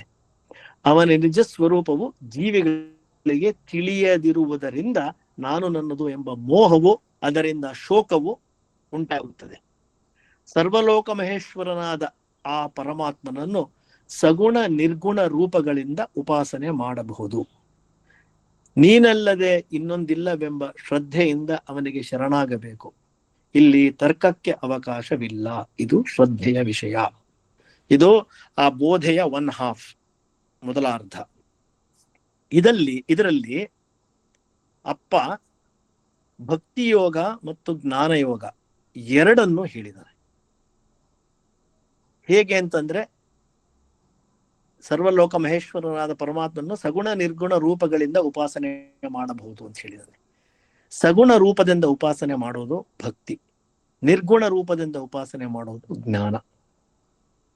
ಎರಡೂ ಮಾರ್ಗಗಳನ್ನ ಅಪ್ಪ ಹೇಳಿದ್ದಾನೆ. ಇದಕ್ಕೆ ಬೇಕಾಗಿರುವಂತದ್ದೇನು? ಶ್ರದ್ಧೆ. ಶ್ರದ್ಧೆ ಮುಖ್ಯ ಆಗತ್ತೆ, ಇಲ್ಲಿ ತರ್ಕ ಅಲ್ಲ ಅಂತ. ಇಲ್ಲಿ ತರ್ಕ ಅಂತಂದ್ರೆ ಒಂದು ಕಡೆ ಎಲ್ಲೋ ನಾವು ಉಪನಿಷತ್ ವಾಕ್ಯಗಳನ್ನ ಓದ್ಬೇಕಾದ್ರೆ ತರ್ಕ ಅಂತ ಬರುತ್ತಂತಲ್ಲ, ಆ ರೀತಿಯ ತರ್ಕ ಬೇರೆ, ವೇದಾಂಗವಾಗಿ ಬರುವಂತಹ ತರ್ಕ ಬೇರೆ. ನಾವು ಮಾಡುವಂತ ತರ್ಕ ಕುತರ್ಕ. ಆ ಕುತರ್ಕವನ್ನು ಮಾಡದೆ ಶ್ರದ್ಧೆಯಿಂದ ಆ ಒಂದು ಮಾರ್ಗವನ್ನು ಹಿಡಿದು ಹೋದ್ರೆ ಉಂಟಾಗುತ್ತೆ ಅಂತ. ಆದ್ರೆ ಎಲ್ರಿಗೂ ಒಂದೇ ಮಟ್ಟಿನ ಅಧಿಕಾರ ಇರೋದಿಲ್ಲ. ಒಬ್ಬೊಬ್ಬರದು ಒಂದೊಂದು ರೀತಿಯ ಸ್ವಭಾವ ಇರುತ್ತೆ. ಕೆಲವರಿಗೆ ಭಕ್ತಿ ಹೋಗಬಹುದು, ಕೆಲವರಿಗೆ ಆ ಜ್ಞಾನ ಯೋಗದ ಸಿದ್ಧತೆ ಆಗ್ಲೇ ಇದ್ದು ಜ್ಞಾನ ಯೋಗವನ್ನು ಮಾಡುವಂತಹ ಒಂದು ಕ್ಷಮತೆ ಇರಬಹುದು. ಹಾಗಾದ್ರೆ ಏನ್ ಮಾಡಬೇಕು ಅಂತಂದ್ರೆ, ಆ ಒಟ್ಟೊಟ್ಟಿಗೆ ಮಾಡೋದ್ರ ಒಂದು ಒಳಾರ್ಥ ಅದೇನೆ. ಯಾವುದು ಹೊಗ್ಗತ್ತೋ ಅನ್ನೋದು ಗೊತ್ತಾಗುತ್ತೆ. ಮತ್ತೆ ಒಂದಲ್ಲ ಒಂದು ಹಂತದಲ್ಲಿ ಎರಡೂ ಬೇಕು. ಹಾಗಾಗಿ ಎರಡನ್ನೂ ಅಭ್ಯಾಸ ಮಾಡ್ತಾ ಹೋಗ್ತಿರ್ಬೇಕು ಅಂತ ಅಪ್ಪ ತಾನೇ ಅಭ್ಯಾಸ ಮಾಡೋನ್ ತೋರಿಸಿಯಾನೆ. ಇವೆರಡರ ಬಗ್ಗೆ ಈ ರೀತಿ ಹೇಳಿದ್ದಾನೆ. ಮತ್ತು ಇನ್ನೊಂದು ಬಹಳ ರಮ್ಯವಾದಂತಹ ವಿಷಯ ಅಂದ್ರೆ ಮುಂದಿನ ಅರ್ಧ ಭಾಗದಲ್ಲಿ ಬರುತ್ತೆ. ಈ ಭಕ್ತಿ ಜ್ಞಾನದ ಹೇಳಿದ ಮೇಲೆ ಹಾಗಾದ್ರೆ ಕರ್ಮಯೋಗದ ಪಾತ್ರ ಏನು? ಕರ್ಮಯೋಗ ತುಚ್ಛನೇ? ಅದಕ್ಕೆ ಅಪ್ಪ ಹೇಳ್ತಾನೆ ಮುಂದೆ, ಭಗವಂತನಲ್ಲಿ ಪ್ರೀತಿಯನ್ನಿಟ್ಟು ನನ್ನ ಕೈಗಳು ನಿನ್ನ ಕೆಲಸವನ್ನು ಮಾಡಲಿ, ಕಾಲುಗಳು ನಿನ್ನ ಸೇವೆಗಾಗಿ ಓಡಾಡಲಿ, ಕಣ್ಣುಗಳು ನಿನ್ನ ರೂಪವನ್ನೇ ನೋಡಲಿ, ನಾಲಿಗೆ ನಿನ್ನ ಭಜನೆ ಮಾಡಲಿ, ನಾಮ ಸಂಕೀರ್ತನೆ ಮಾಡಲಿ, ಕಿವಿಗಳು ನಿನ್ನ ಕಥಾಮೃತ ನಾಮ ಸಂಕೀರ್ತನೆಗಳನ್ನು ಕೇಳಲಿ, ತಲೆಯು ನಿನ್ನ ಪಾದಗಳಿಗೆ ನಮಸ್ಕರಿಸಲಿ, ಮನಸ್ಸು ನಿನ್ನಲ್ಲಿ ಲೀನವಾಗಲಿ ಎಂಬ ಭಾವನೆಯಿಂದ ಇರಬೇಕು.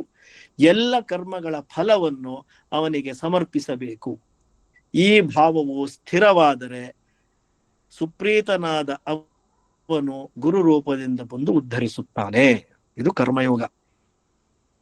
ನಾವು ಮಾಡುವ ಈಗ ಕರ್ಮಯೋಗ ಶಾಸ್ತ್ರಗಳಲ್ಲಿ ಹೇಗೆ ಹೇಳಿದೆ ಅದರ ಪ್ರಕಾರ ಮಾಡಬೇಕು ಅಂದ್ರೆ ಕಷ್ಟ ಸಾಧ್ಯ. ಆ ರೀತಿಯ ಎಲ್ಲಾ ಕ್ರಮಗಳನ್ನ ಪಾಲಿಸ್ಬೇಕು ಅಂತಂದ್ರೆ ಈಗ ಆಧುನಿಕ ಪ್ರಪಂಚ ಈಗ ಹೇಗ್ ಮಾಡೋದು? ಹಾಗಾದ್ರೆ ಹೇಗೆ ನಾವು ಕರ್ಮವನ್ನ ಮಾಡಿ ಮನಸ್ಸಿನ ಸಂಸ್ಕರಣೆಯನ್ನ ಪಡೆಯೋದು? ಕರ್ಮಯೋಗ ಮಾಡೋದಾದ್ರೂ ಯಾತಕ್ಕೆ? ಮನಸ್ಸಿನ ಸಂಸ್ಕರಣೆಗೆ. ಆಮೇಲೆ ಮನಸ್ಸಿನ ಏಕಾಗ್ರತೆಗೆ ಉಪಾಸನೆ ಭಕ್ತಿ ಯೋಗ. ಮನೋನಾಶ ಗಳಿಸಿದ ಮೇಲೆ ಈ ಆತ್ಮಾನುಸಂಧಾನ ನಮಗೆ ಜ್ಞಾನವನ್ನು ಕೊಡುತ್ತೆ. ಇದು ಪ್ರಾಸೆಸ್. ಈಗ ಕರ್ಮಯೋಗ ನಾವು ಶಾಸ್ತ್ರದಲ್ಲಿ ಹೇಳಿರೋದ್ರ ಮಾಡಕ್ ಆಗಲ್ವಲ್ಲ ಅಂದ್ರೆ ಅಪ್ಪ ಇಲ್ಲಿ ಕ್ಲೂ ಕೊಟ್ಟಿದ್ದಾನೆ. ನಾವು ಮಾಡೋದನ್ನೆಲ್ಲ ಅದು ನಿನ್ನ ಸೇವೆ ಅಂತ ಅನ್ಕೊಳ್ಳಿ ಅಂತ. ನಾವ್ ಏನೇ ಮಾಡಿದ್ರು ಅದು ನಿನ್ನ ಸೇವೆ, ನಿನಗಾಗಿ ಮಾಡ್ತಾ ಇರೋದು, ನಿನ್ನನ್ನ ಮೆಚ್ಚಿಸೋದಿಕ್ಕೆ ಮಾಡ್ತಾ ಇರೋದು. ಇದನ್ನೇ ಶಂಕರಾಚಾರ್ಯರು ಶಿವಮಾನಸ ಸ್ತೋತ್ರದಲ್ಲಿ ಆತ್ಮಾತ್ವಂ ಗಿರಿಜಾಮತಿ ಸಹಚರಾಃ ಪ್ರಾಣಾಃ ಶರೀರಂ ಗೃಹಂ ಪೂಜಾತೆ ವಿಷಯೋಪಭೋಗ ರಚನಾ ನಿದ್ರಾ ಸಮಾಧಿ ಸ್ಥಿತಿ ಸಂಚಾರ ಪದಯೋಃ ಪ್ರದಕ್ಷಿಣ ವಿಧಿ ಸ್ತೋತ್ರಾಣಿ ಸರ್ವಾಗಿರೋ ಯದ್ಯತ್ ಕರ್ಮ ಕರೋಮಿ ತತ್ತದಖಿಲಂ ಶಂಭೋತವಾರಾಧನಂ. ನಾನು ಮಾಡುವಂತಹ ಎಲ್ಲ ಕರ್ಮಗಳು ಶಂಭು ನಿನಗೆ ಆರಾಧನೆಯಾಗಲಿ. ನಾನು ಏನು ಓಡಾಡಿದ್ರು ನಿನ್ನನ್ನ ಪ್ರದಕ್ಷಿಣೆ ಮಾಡ್ತಾ ಇದ್ದೀನಿ ಅನ್ಕೊಳ್ಳೋದು. ನಾನು ಯಾವುದೇ ಕೆಲಸವನ್ನು ಮಾಡ್ತಾ ಇದ್ರು ನಿನ್ನ ಸೇವೆಯನ್ನ ಮಾಡ್ತಾ ಇದ್ದೀವಿ ಅಂತ ಅನ್ಕೊಳ್ಳೋದು. ಅಂದ್ರೆ ಮನಸ್ಸಿನಲ್ಲಿ ನಾವು ಮಾಡುವಂತಹ ಪ್ರತಿಯೊಂದು ಕರ್ಮವು ನಿನಗಾಗಿ ಭಗವಂತ, ನಿನಗಾಗಿ ಗುರುನಾಥ ಅಂತ ಅನ್ಕೊಳ್ತಾ ಹೋಗದೇ ಕರ್ಮಯೋಗ. ಅದನ್ನೇ ಅಪ್ಪ ಇದರಲ್ಲಿ ಹೇಳಿದಾನೆ, ನನ್ನ ಕೈಗಳು ನಿನ್ನ ಕೆಲಸವನ್ನು ಮಾಡಲಿ. ಅಂದ್ರೆ ಈ ಹೂ ಕಟ್ಟೋದು, ಫೋಟೋ ಒರೆಸೋದು, ಗೆಜ್ಜೆ ವಸ್ತ್ರ ಹಾಕೋದು, ಬೆಳಗಿನ ಸಂಜೆವರೆಗೂ ಅದೇ ಮಾಡ್ತಿರ್ಲಿಕ್ಕೆ ಸಾಧ್ಯನಾ? ನಾನು ಏನೇ ಕೆಲಸ ಮಾಡಿದ್ರು ಅಪ್ಪ ನಿನ್ ಕೆಲ್ಸನೇ ಅದ್ ಮಾಡ್ತಾ ಇರೋದು. ಈಗ ಒಂದೇನೋ ಟೇಬಲ್ ಒರೆಸ್ತಾ ಇದೀನಿ, ಅಪ್ಪ ನಿನಗಾಗಿ ಟೇಬಲ್ ಒರೆಸ್ತಾ ಇದೀನಿ. ಇನ್ನೊಂದೇನೋ ಮಾಡ್ತೀನಿ, ಗುರುವೇ ನಿನಗಾಗಿ ಮಾಡ್ತಾ ಇರುವಂತದ್ದು. ಯಾರಿಗೋ ಒಂದ್ ಮಗು ಊಟ ಮಾಡಿಸ್ತಾ ಇದೀನಿ, ಗುರುವೇ ನಿನಗೆ ಊಟ ಮಾಡಿಸ್ತಾ ಇದೀನಿ. ಅಡಿಗೆ ಮಾಡ್ತೀನಿ, ಗುರುವೇ ನಿನಗಾಗಿ ಅಡಿಗೆ ಮಾಡ್ತೀನಿ, ನಿನ್ನ ನೈವೇದ್ಯ ಇದು. ಗುರುವೇ ನಾನು ಕೆಲ್ಸಕ್ಕೆ ಹೋಗಿ ಬರ್ತೀನಿ, ಗುರುವೇ ನಾನು ಯಾರನ್ನ ನನ್ನ ಕುಟುಂಬ ಅಂತ ಅನ್ಕೊಂಡು ಒಂದು ಮಾಡ್ತಾ ಇದೀನಿ, ಅದೆಲ್ಲವೂ ನಿನ್ನ ರೂಪವೇ.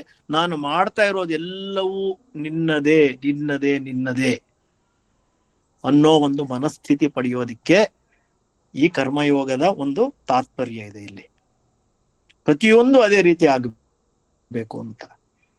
ಇದನ್ನ ನಾವು ಇನ್ನೊಂದ್ ಕಡೆ ಕಥಾಮೃತದಲ್ಲಿ ನೋಡಿರ್ತೀವಿ. ಮುಂಚೆನೆ ನಾವು ಚಿದಂಬರಮ್ಮನವರು ಅಣಜಿಗೆ ಎಲ್ಲ ಬಂದಾಗ ಹೇಳ್ತಾರೆ ಅಂತ ಒಂದು ಪ್ರಸಂಗ ಬರುತ್ತಲ್ಲ, ಅವ್ರ ದೇಹ ಬಿಡೋ ಮುಂಚೆ ಅವರ ಬಗ್ಗೆ ಬರುವಂತಹ ಚಿದಂಬರಮ್ಮ ಹೇಗಿದ್ರು ಅಂತಂದ್ರೆ, ಅವ್ರು ಏಳುವಾಗ ಶಿವ ಏಳು ಅನ್ನೋರು, ಸ್ನಾನ ಮಾಡ್ಕೋಬೇಕಾದ್ರೆ ಶಿವ ಸ್ನಾನ ಮಾಡು ಅನ್ನೋರು, ಊಟ ಮಾಡ್ಬೇಕಾದ್ರೆ ಶಿವ ಊಟ ಮಾಡು ಅನ್ನೋರು. ಅವರು ಆಗ್ಲೇ ಆ ಒಂದು ಸ್ಥಿತಿಯಲ್ಲಿದ್ದವರು, ಮಹಾಕರ್ಮಯೋಗಿ. ಮಾಡೋದೆಲ್ಲ ಅವನ ಸೇವೆನೇ ಅಂತ ಅನ್ಕೊಳ್ತಾ ಇದ್ದವರು. ಸೊ ಅಪ್ಪನ ಈ ಒಂದು ಉಪದೇಶ ಏನಿದೆ ಆ ರಂಗನಾಥ ಸ್ವಾಮಿ ದೇವಾಲಯದಲ್ಲಿ, ನಿಜವಾದ ಗುರುವಿನ ಉಪದೇಶ. ಸಾಧಕನ ಅರ್ಹತೆ ಏನೇ ಆಗಿರ್ಲಿ ಅದಕ್ಕೆ ಸಲ್ಯೂಷನ್ ಇದೆ. ಅದು ಒಂದ್ ರೀತಿ ಜಗದ್ಗುರು ಅಂತ ಹೇಳ್ತಾರಲ್ಲ. ಯಾತಿಗ್ ಜಗದ್ಗುರು ಅಂತ ಹೇಳ್ತಾರೆ ಅಂತಂದ್ರೆ, ಜಗತ್ತಿನಲ್ಲಿ ಯಾರಿಗೇ ಆಗಲಿ ಸಂದೇಹ ಬಂದ್ರೆ ಅದಕ್ಕೆ ಸೊಲ್ಯೂಷನ್ ಕೊಡಬಲ್ರು ಅಂತ. ಯಾವುದೇ ಧರ್ಮ ಆಗಿರ್ಲಿ, ಯಾವುದೇ ಮತ ಆಗಿರ್ಲಿ, ಸಾಧನೆಯ ಯಾವುದೇ ಮಟ್ಟದಲ್ಲಿ ಇದ್ದಿರ್ಲಿ, ಎಲ್ಲಾ ಮಟ್ಟಕ್ಕೂ ಯಾರು ಉತ್ತರವನ್ನು ನೀಡಬಲ್ಲರೋ, ಇಡೀ ಜಗತ್ತಿಗೆ ಒಂದು ಉತ್ತರವನ್ನು ನೀಡಬಲ್ಲರೋ ಅವರು ಜಗದ್ಗುರುಗಳು. ಅಪ್ಪ ಅಂತಹ ಗುರು ಯಾವ ರೀತಿಯಲ್ಲಿ ಬೋಧನೆ ಮಾಡಿದ್ದೇನೆ, ಎಲ್ಲಾ ಮಾರ್ಗಗಳಿಗೂ ಒಂದು ಉತ್ತರ ಇದೆ ಇಲ್ಲಿ, ಆ ರೀತಿಯ ಒಂದು ಬೋಧೆ ಇದರಲ್ಲಿ ಅಂತ ಆ ರೀತಿ ಅನ್ಸಿತ್ತು. ಅದಕ್ಕೆ ಹಂಚ್ಕೊಳ್ಳೋಣ ಅಂತ ಅನ್ನಿಸ್ತು. ಕೆಲವು ಕಾಲಗಳ ನಂತರ ಅಪ್ಪ ಹೊನ್ನಾಳಿಗೆ ಹೋಗ್ತಾನೆ. ಅಲ್ಲಿ ಹೋಗಿ ತಮ್ಮ ಶಂಕರಪ್ಪನವರ ಮನೇಲಿ ಇರ್ತಾರೆ. ಅಲ್ಲಿ ನಿಜಾನಂದದಲ್ಲೇ ಮಗ್ನರಾಗಿ ಇದ್ದು ಬಿಡ್ತಾನೆ. ಯಾರೇ ಮಾತಾಡಿಸಿದ್ರು ಬರೀ ಜ್ಞಾನ ಭಕ್ತಿ ವಿಚಾರನೆ, ಅದು ಬಿಟ್ಟು ಬೇರೆ ಏನು ಮಾತಾಡ್ತಿರ್ಲಿಲ್ಲಂತೆ. ಆ ಹೊನ್ನಾಳಿಗೆ ಹೊರಟಾಗ ಅಪ್ಪನ ಸ್ಥಿತಿ ಹೇಗಿತ್ತು ಅಂತ ಅಪ್ಪನೇ ಒಂದ್ಸಲ ಮುಂದೆ ಜಾನಕ್ಕ ಅವ್ರಿಗೆ ಹೇಳಿದನಂತೆ. ಅದೇನಂತ ಅಂತಂದ್ರೆ ಹೇಳಿದ್ರಂತೆ, ಜಾನಕ್ಕ, ಹೊನ್ನಾಳಿಗೆ ಹೊರಟಿದ್ದೆ, ಒಳಗೆ ಆನಂದ ಹಾಲು ಉಕ್ಕದಂಗೆ ಹೋಗ್ತಿತ್ತಮ್ಮ ಅಂತ. ಆ ರೀತಿಯ ಸ್ಥಿತಿ ಇದ್ದಿದ್ದ ಅಪ್ಪನಿಗೆ. ಅದನ್ನ ಹೇಳ್ಕೊಂಡಿದ್ರು ಅಪ್ಪ ಒಂದ್ಸಲಿ ಅಂತ. ಹೊನ್ನಾಳಿಗೆ ಹೋಗ್ತಾರೆ, ಅಲ್ಲಿರ್ತಾರೆ. ಅಲ್ಲಿ ಇದ್ದಾಗ ಶಂಕರಪ್ಪನವರು ತಮ್ಮ ಬಿಡುವಿನ ಕಾಲದಲ್ಲಿ ಭಾರತ ಓದ್ತಿರ್ತಾರೆ. ಅಪ್ಪ ಅವ್ರು ಅದಕ್ಕೆ ಅರ್ಥ ಹೇಳ್ತಾ ಇರ್ತಾರೆ, ಅಮೋಘವಾಗಿ ಅರ್ಥ ಹೇಳ್ತಾ ಇರ್ತಾರೆ. ಅಲ್ಲಿರುವಂತಹ ಸಜ್ಜನರು ಅಲ್ಲಿ ಸೇರ್ತಾ ಇರ್ತಾರೆ. ಕೊಪ್ಪಳದ ಶಾಮಾಚಾರ್ಯರು, ಬಿದುರಹಳ್ಳಿ ಭೀಮಾಚಾರ್ಯರು ಅಂತೆಲ್ಲ ಬರುತ್ತೆ, ಅವರೆಲ್ಲ ಸೇರ್ತಿರ್ತಾರೆ. ಒಂದಿನ ಅಪ್ಪ ಕುಮಾರವ್ಯಾಸ ಭಾರತ ಅರ್ಥ ಓದಿ ಹೇಳಿದ್ಮೇಲೆ ಅಲ್ಲಿ ಅವರು ಆಚಾರ್ಯರು, ಬಿದುರಹಳ್ಳಿ ಭೀಮಾಚಾರ್ಯರು ಸ್ವಲ್ಪ ಖಿನ್ನತೆ ವ್ಯಕ್ತಪಡಿಸ್ತಾರೆ. ಇದು ಅಷ್ಟೇ, ನನಗೆ ಈ ಕಥಾಮೃತದಲ್ಲಿ ಬರುವಂತಹ ಕೆಲವು ಬೋಧೆಗಳು, ಕೆಲವು ಸನ್ನಿವೇಶಗಳು ಜಗತ್ತಿನಲ್ಲೇ ಅತ್ಯಂತ ಉತ್ಕೃಷ್ಟವಾಗಿರುವಂಥವು.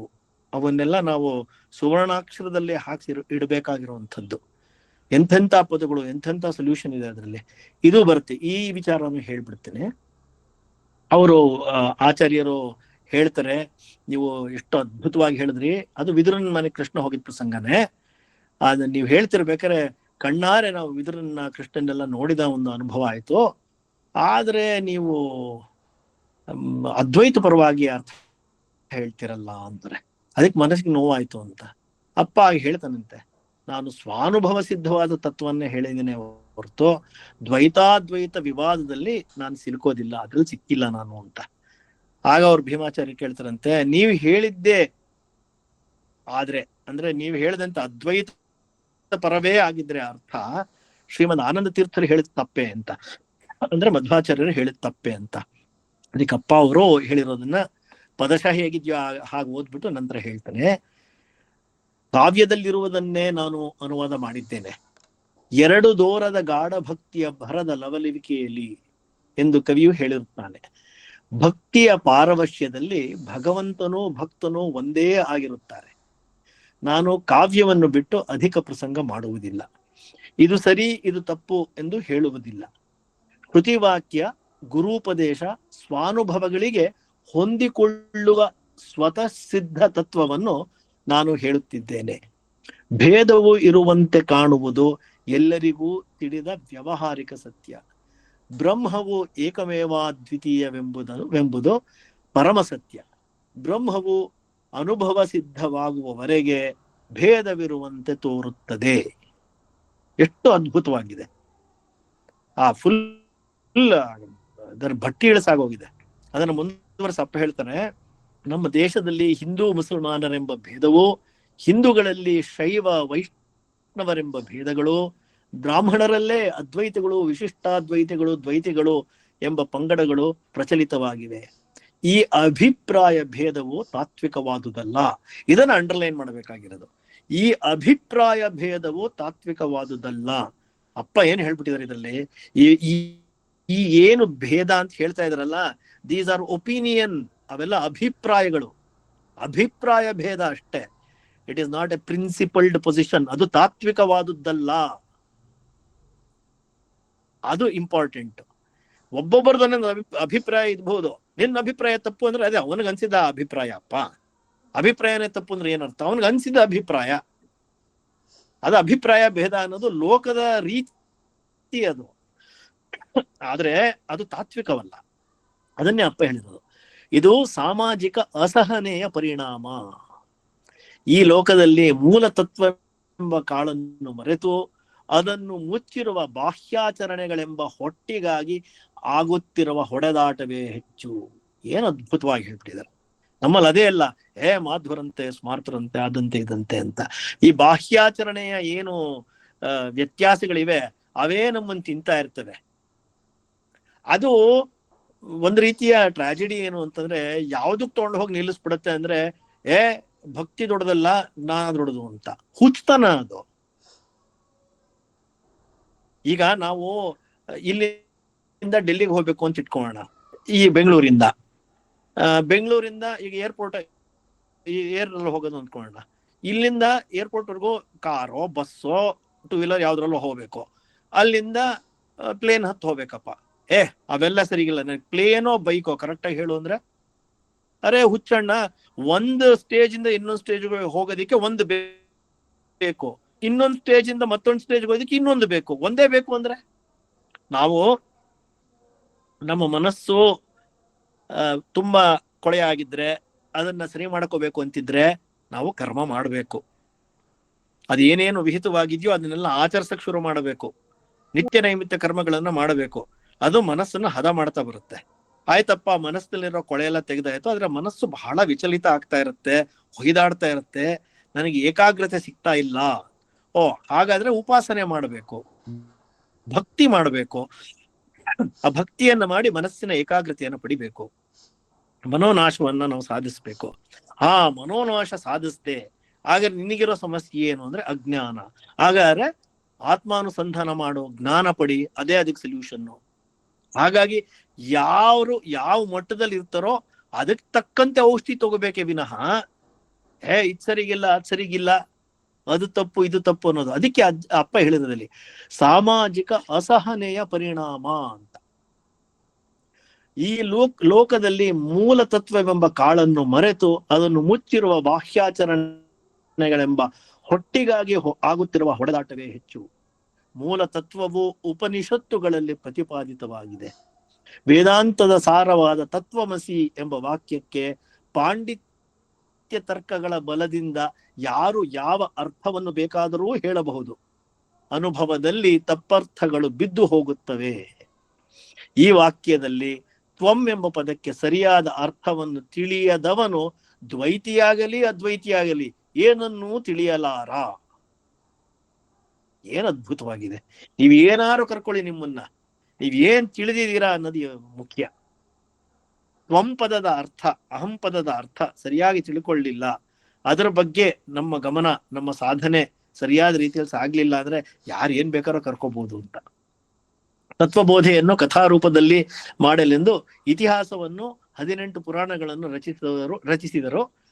ಇವುಗಳಲ್ಲಿ ಒಂದೊಂದು ಪುರಾಣಗಳಲ್ಲಿ ಒಬ್ಬೊಬ್ಬ ದೇವತೆಯ ಪಾರಮ್ಯವನ್ನು ಹೇಳಿದೆ. ಭಕ್ತನಿಗೆ ಯಾರೋ ಒಬ್ಬ ಇಷ್ಟ ದೇವತೆ ಅಂತ ಹೆಚ್ಚು ಅಂತ ಅಂದ್ಬಿಟ್ಟು ಬೇರೆ ದೇವತೆಗಳನ್ನ ಅಲ್ಲಗಳೆಯುತ್ತಾ ಕುಳಿತವನು ನಿಜ ಭಕ್ತ ಹೇಗಾಗುತ್ತಾನೆ? ಇದ್ರ ಬಗ್ಗೆ ಹೋದ್ ಕಂತಿನಲ್ಲೇ ಮಾತಾಡಿದ್ವಿ. ನಿಜ ಭಕ್ತ ಅಂದ್ರೆ ಒಂದೊಂದು ಪೂಜೆ ಮಾಡ್ಬೇಕಾದ್ರೆ ಅದೇ ಅಂತಾನೆ ಪೂಜೆ ಮಾಡಬೇಕು ಅಂತ. ನೋಡಿ ಎಷ್ಟು ಚೆನ್ನಾಗಿ ಹೇಳ್ತಾನೆ. 18 ಪುರಾಣಗಳನ್ನು ಬರೆದವರು ವೇದವ್ಯಾಸರು ಒಬ್ಬರೇ ಅಲ್ಲವೇ? ವೇದಾಂತಗಳು, ಪುರಾಣೇತಿಹಾಸಗಳು, ದರ್ಶನಗಳು ಇರುವುದು ಬ್ರಹ್ಮ ಸಾಕ್ಷಾತ್ಕಾರಕ್ಕೆ ಮಾರ್ಗದರ್ಶನ ಮಾಡಲೆಂದು. ಮೂಲ ತತ್ವ ಅನ್ವೇಷಣೆ ಮುಖ್ಯವೇ ಹೊರತು ವಾದ ವಿವಾದಗಳಲ್ಲ, ತತ್ವದರ್ಶನದಿಂದ ಬ್ರಹ್ಮಾನುಭವ ಆಗುತ್ತದೆ ಅಂತ. ಆಮೇಲೆ ಇದು ಎಷ್ಟು ಚೆನ್ನಾಗಿ ಹೇಳ್ಬಿಡ್ತಾರೆ ನೋಡಿ. ಸತ್ಯ ವಸ್ತುವಿಗೆ ನಾಶವಿಲ್ಲ, ನಾಶವಾಗುವುದು ಸತ್ಯವಲ್ಲ. ಇವೆರಡರ ನಿರ್ಣಯವನ್ನು ತತ್ವಜ್ಞರು ತಿಳಿದಿರುತ್ತಾರೆ ಎಂದು ಗೀತೆಯಲ್ಲಿ ಹೇಳಿದೆ. ತ್ರಿಕಾಲಾಬಾಧಿತವಾಗಿ ಬದಲಾವಣೆಗೆ ಈಡಾಗದೆ ಎಲ್ಲವನ್ನೂ ಒಳ ಹೊರಗೆ ವ್ಯಾಪಿಸಿರುವುದೇ ಸತ್ಯ. ಹೀಗೆಂದಾಗ ಜಗತ್ತು ಸತ್ಯವೆಂದು ವಾದಿಸುತ್ತಾ ಹೋಗುವುದರ ಅರ್ಥವೇನು? ಆಗ್ಲೇ ಹೇಳುದಲ್ಲ, ಇದೇ ಯಾವುದೇ ವಸ್ತುವನ್ನು ತಗೊಳ್ಳಿ, ಅದು ತ್ರಿಕಾಲಾಬಾಧಿತನ, ಅದು ಸದಾ ಇರುವಂಥದ್ದ, ಬದಲಾವಣೆಗೆ ಈಡಾಗದೆ ಇರುವಂಥದ್ದ? ಇದೆಲ್ಲ ಪ್ರಶ್ನೆಗಳು ಬಂದಾಗ ಇದು ಸತ್ಯವಲ್ಲ ಅಂತ ಗೊತ್ತಾಗ್ತಾ ಹೋಗುತ್ತೆ. ಹೀಗೆಂದಾಗ ಜಗತ್ತು ಸತ್ಯವೆಂದು ವಾದಿಸುತ್ತಾ ಹೋಗುವುದರ ಅರ್ಥವೇನು? ಸದಾ ಬದಲಾವಣೆ ಆಗ್ತಾನೆ ಇರುತ್ತೆ ಅಲ್ವಾ? ಹಾಗೆ ಹೇಳಿದವರು ಯಾರಾದರೂ ಈಗ ಬದುಕಿರುವವರೇ? ಎಂಥ ಪ್ರಶ್ನೆ. ತತ್ವಮಸಿ ಅಹಂ ಬ್ರಹ್ಮಾಸ್ಮಿ ಎಂಬ ವಾಕ್ಯದಲ್ಲಿ ತ್ವಂ ಅಹಂ ಶಬ್ದಗಳ ಅರ್ಥವನ್ನ ದೇಹವೆಂದು ಭಾವಿಸಿದರೆ ತತ್ವವು ತಿಳಿಯಲಾರದು. ಪರಬ್ರಹ್ಮನಿಗೆ ಸಗುಣ ರೂಪವನ್ನು ಆರೋಪಿಸಿ ವರ್ಣಿಸುವ ಪುರಾಣಗಳನ್ನು ತತ್ವ ವಿಮರ್ಶೆಗೆ ಪೋಷಕವಾಗಿ ವಿಶಾಲಾರ್ಥದಲ್ಲಿ ತಿಳಿದುಕೊಳ್ಳಬೇಕೇ ಹೊರತು ಪರಮಾತ್ಮನನ್ನು ನಮ್ಮಂತಹ ಒಂದು ವ್ಯಕ್ತಿ ಎಂದು ಭಾವಿಸಬಾರದು. ಸುದರ್ಶನ ಚಕ್ರ ಪವರ್ಫುಲ್ಲು, ತ್ರಿಶೂರ ಪವರ್ಫುಲ್ಲು ಅಂದ್ರೆ ಅದಕ್ಕೆ ಏನಾದ್ರು ಅರ್ಥ ಇರುತ್ತಾ? ತತ್ವದರ್ಶಿಯಾದ ಸದ್ಗುರುವನ್ನು ಪಡೆದು ದೀರ್ಘ ನಮಸ್ಕಾರಗಳಿಂದಲೂ ಪರಿಪ್ರಶ್ನೆಯಿಂದಲೂ ಶುಶ್ರೂಷೆಯಿಂದಲೂ ಒಲಿಸಿ ಆತ್ಮವನ್ನು ತಿಳಿದುಕೊಳ್ಳಬೇಕು. ತತ್ವವನ್ನರಿತ ಜ್ಞಾನಿಗಳು ಮಾತ್ರ ಸರಿಯಾದ ಉಪದೇಶ ಮಾಡುತ್ತಾರೆ ಎಂದು ಗೀತೆಯಲ್ಲಿ ಹೇಳಿದೆ. ಆದುದರಿಂದ ತತ್ವವನ್ನು ತಿಳಿಯುವುದಕ್ಕಾಗಿ ನಮ್ಮೆಲ್ಲ ಸಾಧನೆಗಳು ಮೀಸಲಾಗಿರಿಸಬೇಕು. ಇಲ್ಲದಿದ್ದರೆ ತತ್ವ ತನ್ನ ಪಾಡಿಗೆ ತಾನಿರುತ್ತದೆ. ನೋಡಿ, ಇದು ಅದ್ಭುತವಾಗಿ ಹೇಳಾಗೋಯ್ತು. ತತ್ವ ತನ್ನ ಪಾಡಿಗೆ ತಾನಿರುತ್ತೆ. ನೀವು ಆ ತತ್ವಾನ್ವೇಷಣೆಗೆ ನಿಮ್ಮ ಎಲ್ಲ ಸಾಧನೆಗಳನ್ನ ಮೀಸಲಾಗ್ಲಿ ಅಂತ. ಈಗ ತತ್ವ ಅಂದ್ರೆ ಏನು ಅಂತಂದ್ರೆ, ಒಂದು ತುಂಬಾ ಚಿಕ್ಕದಾಗಿ ಉದಾಹರಣೆ ತಗೋಬೇಕು ಅಂದ್ರೆ, ಗ್ರಾವಿಟಿ ಅಂತ ಇಟ್ಕೊಳ್ಳೋಣ. ಅದೊಂದು ಪ್ರಿನ್ಸಿಪಲ್ ಅಪ್ಪ. ಇಲ್ಲ ಅದು ಇದು ತಪ್ಪದು, ಅದು ಎಳೆಯಲ್ಲ, ಗ್ರಾವಿಟಿ ಅನ್ನೋದು ಏನು ಇಲ್ಲ, ಈ ಮಾಸ್ ಇಂದಾಗಿ ಜನರೇಟ್ ಆಗಿರೋದಿಲ್ಲ, ಅವೆಲ್ಲ ತಪ್ಪು. ಯಾಕೆ ಕೆಳಗ್ ಬೀಳತ್ತೆ ಅಂದ್ರೆ ಅದೇನೋ ಒಂದು ಕಾಕಚಿ ಗುಬ್ಬಚ್ಚಿ ಕತೆ ಇದೆ, ಅದರಿಂದ ಬೀಳುತ್ತೆ, ನಾನ್ ನಂಬೋದಿಲ್ಲ ಅಂದ್ರೆ ಅದರಿಂದ ಗ್ರಾವಿಟಿಗೆ ಏನಾರ ಹಾನಿ ಇದೆಯಾ? ಗ್ರಾವಿಟಿ ತನ್ನ ಪಾಡಿಗೆ ತಾನು ಇರುತ್ತೆ, ನೀನೇನಾರ ಅನ್ಕೊಳಪ್ಪ ಅಂತ. ಅದೇ ರೀತಿ ತತ್ವ ತನ್ನ ಪಾಡಿಗೆ ತಾನು ಇದ್ದು ಬಿಡುತ್ತೆ. ತತ್ವಕ್ಕೇನು ಅದರಿಂದ ಬಾಧೆ ಇಲ್ಲ. ಅದ್ರ ಬಾಧೆ ಆಗೋದಲ್ಲ ನಮಗೆ, ಯಾಕೆ ನಾವು ತತ್ವನ ಅರಿಯೋದಿಲ್ವಲ್ಲ ಅಂತ. ಹಾಗಾಗಿ ನಮ್ಮ ಎಲ್ಲಾ ಸಾಧನೆಗಳು ತತ್ವಾನ್ವೇಷಣೆಗೆ ಮೀಸಲಾಗಿರ್ಬೇಕು ಅಂತ ಅದನ್ನ ಹೇಳ್ತಾನಪ್ಪ. ತತ್ವನರಿಯಲು ಸಾಧನೆ ಅವಶ್ಯಕವಾಗಿದೆ. ಸಾಧನೆ ಇಲ್ಲದ ತರ್ಕವು ಕತ್ತಲು ಮನೆಯಲ್ಲಿ ಕುಳಿದು ದೀಪದ ಮಾತನಾಡಿದಂತೆ ವ್ಯರ್ಥವಾಗುತ್ತದೆ. ನಾವೆಷ್ಟೇ ದೀಪದ ಬಗ್ಗೆ ಮಾತಾಡಿದ್ರು ಬೆಳಕು ಕೊಡಲಾರದು. ಬೆಳಕು ಬೇಕು ಅಂದ್ರೆ ನಾವು ಬೆಳಕು ಪಡಿಬೇಕು, ಬೆಳಕನ್ನು ತರಬೇಕು, ಆ ರೀತಿ ಆಗುತ್ತೆ ಅಂತ. ಆದ್ರಿಂದ ನೀವು ಆಮೇಲೆ ಹೇಳ್ತಾರೆ, ನಿಮ್ಮ ಅನುಭವವನ್ನು ಹೇಳಿರಿ, ಆಸನಸ್ಥರಾಗಿ ಅಂತಲೇ ಹೇಳ್ತಾರೆ. ಆಮೇಲೆ ಭೀಮಾಚಾರ್ಯರು ಇಲ್ಲ, ನಾ ಸಾಧನೆ ಮಾಡಿಲ್ಲ ಅಂತಾರೆ. ಆಗ ಅಪ್ಪ, ಸಾಧನೆ ಮಾಡದೆ ಇದನ್ನೆಲ್ಲ ಪಡೆಯೋದಕ್ಕೆ ಸಾಧ್ಯನೇ ಇಲ್ಲ. ನಾವು ಸಾಧನೆ ಮಾಡಿದ್ರೆ ಇದನ್ನ ಗಳಿಸೋಕ್ ಸಾಧ್ಯ ಅಂತಲ್ಲ ಅಪ್ಪ ಹೇಳ್ತಾನೆ. ಈ ರೀತಿ ಕಥಾಮೃತದಲ್ಲಿ ಅದ್ಭುತವಾದಂತಹ ಸನ್ನಿವೇಶಗಳಿದೆ, ಅದ್ಭುತವಾದಂತಹ ಪ್ರಸಂಗಗಳು. ಪ್ರತಿಯೊಂದು ವಾಕ್ಯವೂ ಇದರಲ್ಲಿ ಅರ್ಥಗರ್ಭಿತವಾಗಿದೆ, ಉಪನಿಷತ್ ಸದೃಶವಾಗಿದೆ, ಉಪನಿಷತ್ ವಾಕ್ಯಗಳೇ ಇವೆ. ಅಂತಹ ಅದ್ಭುತ ಕಥಾಮೃತವನ್ನ ಓದ್ತಾ ಅಪ್ಪನ ವೈಭವವನ್ನ ನಾವೆಲ್ಲ ಪಡೆಯೋಣ ಅಂತ ಹೇಳಕ್ ಇಷ್ಟಪಡ್ತೇನೆ. ಇಲ್ಲಿಗೆ ನಿಲ್ಸಿರೋಣ. ಮತ್ತೆ ಮುಂದಿನ ಯಾವ್ದಾರ ತಿಂಗಳಲ್ಲಿ ಅಥವಾ ಈ ಸತ್ಸಂಗ ಮುಂದುವರಿತಾ ಅಪ್ಪನ ವೈಭವ ಅನ್ನೋ ಈ ಸರಣಿ ಈಗ ಮುಂದುವರಿಲಿ. ಮುಂದೊಂದಿನ ಇನ್ನ ಬೇರೆ ಭಾಗನ ಅವಾಗ ಸಮಯಾವಕಾಶ ನೋಡ್ಕೊಂಡು ಮಾಡಬಹುದು. ಇಷ್ಟು ಸಾಧ್ಯವಾಯ್ತು. ಹೋದ್ ಕಂತಿನಲ್ಲೇ ಹೇಳಿರೋ ಹಾಗೆ ಬಾಲ ನುಡಿ, ತೊದಲು ನುಡಿ ಇವತ್ತು ತೊದಲ್ತು ಬೇರೆ ಸ್ವಲ್ಪ, ಅದನ್ನೆಲ್ಲ ಮನ್ನಿಸ್ಬೇಕು ಅಂತ ಕೇಳ್ಕೊಂಡು ಇವತ್ತಿನ ಈ ಒಂದು ಅಪ್ಪನ ವೈಭವದ ಸರಣಿಯ ಮಾಲಿಕೆಯ ಪುಷ್ಪವನ್ನ ಅಪ್ಪನ ಪಾದಗಳಿಗೆ ಸಮರ್ಪಿಸಿ ಒಂದು ಸ್ತೋತ್ರ ಹೇಳ್ಬಿಡ್ತೇನೆ. ಭಕ್ತ ಮಾನಸಂಸಾಯ ಸಚ್ಚಿದಾನಂದ ರೂಪಿಣೆ ನಮಃ ಶಂಕರಲಿಂಗಾಯ ನಮಃ ಸದ್ಗುರುಮೂರ್ತೆ ಬೋಧರೂಪಾಯ ಶಾಂತಾಯ ಆನಂದಾಮೃತ ವರ್ಷಿಣೆ ಸಾಧು ಶಂಕರಲಿಂಗಾಯ ಮಂಗಲಂ ಶುಭಮಂಗಲಂ ಮಂಗಲಂ ಗುರುನಾಥಾಯ ಪರಬ್ರಹ್ಮ ಸ್ವರೂಪಿಣೆ ಸ್ವಾಮಿ ಶಂಕರಲಿಂಗಾಯ ಭಕ್ತೋದ್ಧಾರಾಯ ಮಂಗಲಂ ಆತ್ಮಾರಾಮಂ ನಿಜಾನಂದಂ ಶೋಕಮೋಹಿವೃಜಿತಂ ಸ್ಮರಾಮಿ ಮನಸಾನಿತ್ಯಂ ವೆಂಕಟಾಚಲದೇಶಿಕಂ ಸಹಜ ಪ್ರೇಮ ಪೂರಿತಂ ಸಹಜಾನಂದ ಭಾಸಿತಂ ಭಕ್ತಾಭಿಮಾನಿನಂ ಮುಂದೆ ಶಂಕರಲಿಂಗ ಸದ್ಗುರು. ಜೈ ಶಂಕರಲಿಂಗ. ಕೃಷ್ಣ ಅವರೇ, ಬಹಳ ಚೆನ್ನಾಗಿತ್ತು. ಜ್ಞಾನ ಹಾಗೂ ಭಕ್ತಿ ಸಮನ್ವಯವಾಗಿತ್ತು ನಿಮ್ಮ ಇವತ್ತು ಒಂದು ಹೇಳುವಿಕೆಯಲ್ಲಿ. ಅದೆರಡೂ ಮಹತ್ವ ಒಂದು ಪ್ರತಿ ಕ್ಷಣನೂ ಬಂತು. ಹಾಗೆ ಸಗುಣ ನಿರ್ಗುಣ ಅದು ಕೂಡ ಅಪ್ಪ ಎರಡನ್ನೂ ಮಾಡ್ತಾ ಇದ್ದ, ಒಂದು ಆಶ್ರಯ ಸಂಪ್ರದಾಯವನ್ನು ಪಾಲಿಸ್ತಾ ಇದ್ದ ಅಂತ ಬರುತ್ತೆ ಗುರುಕಥಾಮೃತದಲ್ಲಿ. ಅದನ್ನು ಕೂಡ ತಾವು ಹೇಳಿದ್ರಿ. ಭೀಮಾಚಾರ್ಯರ ಒಂದು ಪ್ರಸಂಗ ಬಹಳ ಅದ್ಭುತವಾಗಿ ಇದೆ. ಅದನ್ನು ತುಂಬ ಚೆನ್ನಾಗಿ ವಿವರಣೆ ಕೊಟ್ರಿ. ಎಲ್ಲ ಒಂದು ಹಂತವಾಗಿ ಅದನ್ನು ಮುಂದುವರಿಸ್ತಾ ಬಂದು ಅದು ನಿಂತ್ಕೊಂಡಿದ್ದು ಬಹಳ ಅದ್ಭುತವಾಗಿ ತಗೊಂಡು ಬಂದ್ರಿ ಅದನ್ನು. ಹಾಗೆಯೇ ಈ ಸಪ್ತಭೂಮಿಕೆಯನ್ನು ಏರ್ತು ಅಂತ ಅಪ್ಪ ಹೇಳಿದ್ದು, ಅದು ನನಗೂ ಕೂಡ ಒಂದು ಸಂದೇಹ ಇತ್ತು. ಅದು ಕೂಡ ಸಪ್ತಭೂಮಿಕೆ ಅಂದರೆ ಒಂದು 5-6 ಭೂಮಿಕೆ ಏರಿದ್ದೀನಪ್ಪ, 7ನೇದು ಏರಿದೆ ಅಂತನ ಇಲ್ಲ. ಸಪ್ತಭೂಮಿಕೆ ಏರಿದೆ ಅಂದರೆ ಏನು ಮೊದಲಿಗೆ ಎಷ್ಟು ಸಾಧನೆ ಮಾಡ್ಕೊಂಬಂದಿದ್ದಾನಲ್ಲ, ಅದು ಯಾಕೆ ಹಾಗೆ ಅಂತ ಹೇಳ್ಬಿಟ್ಟು. ಬಟ್ ಆರಸೆ ಅವರು, ನೀವು ಕೇಳಿದ್ದೀರ, ಅವರು ಹೇಳಿರೋದನ್ನು ನಮ್ಮ ಜೊತೆಗೆ ಹಂಚ್ಕೊಂಡಿದ್ದು, ಅದು ನಮಗೂ ಒಂದು ಇದು ಕ್ಲಿಯರ್ ಆದಂಗೆ ಆಯಿತು. ಅದು ತುಂಬ ಧನ್ಯವಾದಗಳು ನಿಮಗೆ. ಹಾಗೆಯೇ ನೀವೊಂದು ಏನೋ ಇದನ್ನು ಒಂದು ಹೇಳಿದ್ರಿ, ಒಂದು ಸ್ತೋತ್ರ ಸ್ಫುರಿಸ್ತು ಅಂತ ಹೇಳ್ಬಿಟ್ಟು ಅದನ್ನು ಓದ್ಬೇಕಾರೆ ಅಂತ ಹೇಳಿದ್ರಿ.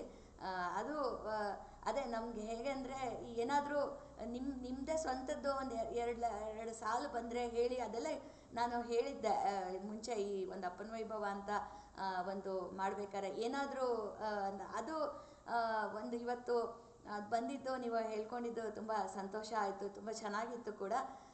ಒಟ್ಟಿನಲ್ಲಿ 2 ಕಂತುಗಳಲ್ಲಿ ಒಂದು ಅಪ್ಪನ ವೈಭವವನ್ನು ಬಹಳ ಒಂದು ಹೃದಯಂಗಮವಾಗಿತ್ತು, ಬಹಳ ಚೆನ್ನಾಗಿತ್ತು. ಅದ್ಭುತವಾಗಿ ಅದು ತೆಗೆದು ಗುರುಕಥಾಮೃತದ ಒಂದು ಹಿಡಿದು ಅಲ್ಲಿ ಮೊದಲಿಂದ ನೀವು ಇಲ್ಲಿವರೆಗೂ ತಂದ್ರಿ. ಇನ್ನೂ ಕೂಡ ಮುಂದೆ ಇದೆ, ಅದು ಇನ್ನೊಂದು ಸಂಚಿಕೆಯಲ್ಲಿ ನೀವು ದಯವಿಟ್ಟು ಹೇಳಿ ಅಂತ ಹೇಳ್ಬಿಟ್ಟು ನಿಮಗೆ ಹೃತ್ಪೂರ್ವಕ ಧನ್ಯವಾದಗಳನ್ನು ಸಲ್ಲಿಸ್ತೇನೆ. ಹಾಗೆ ಗುರುಭಕ್ತರೆಲ್ಲರಿಗೂ ಬಂದು ಇರೋರು ಎಲ್ಲರಿಗೂ ನಾನು ಹೃತ್ಪೂರ್ವಕ ಧನ್ಯವಾದಗಳನ್ನು ಸಲ್ಲಿಸ್ತಾ ಇದ್ದೇನೆ. ಗುರಣ್ಣ ಅವಾಗಿಂದ ಅವರು ಹ್ಯಾಂಡ್ ರೈಸ್ ಮಾಡಿದ್ದಾರೆ. ಗುರಣ್ಣ ನೀವು ಮಾತಾಡಿ, ಹ್ಯಾಂಡ್ ರೈಸ್ ಮಾಡಿದ್ದೀರಾ ಅವಾಗಿಂದ? ಗುರಣ್ಣ ಮಾತಾಡ್ತೀರಾ?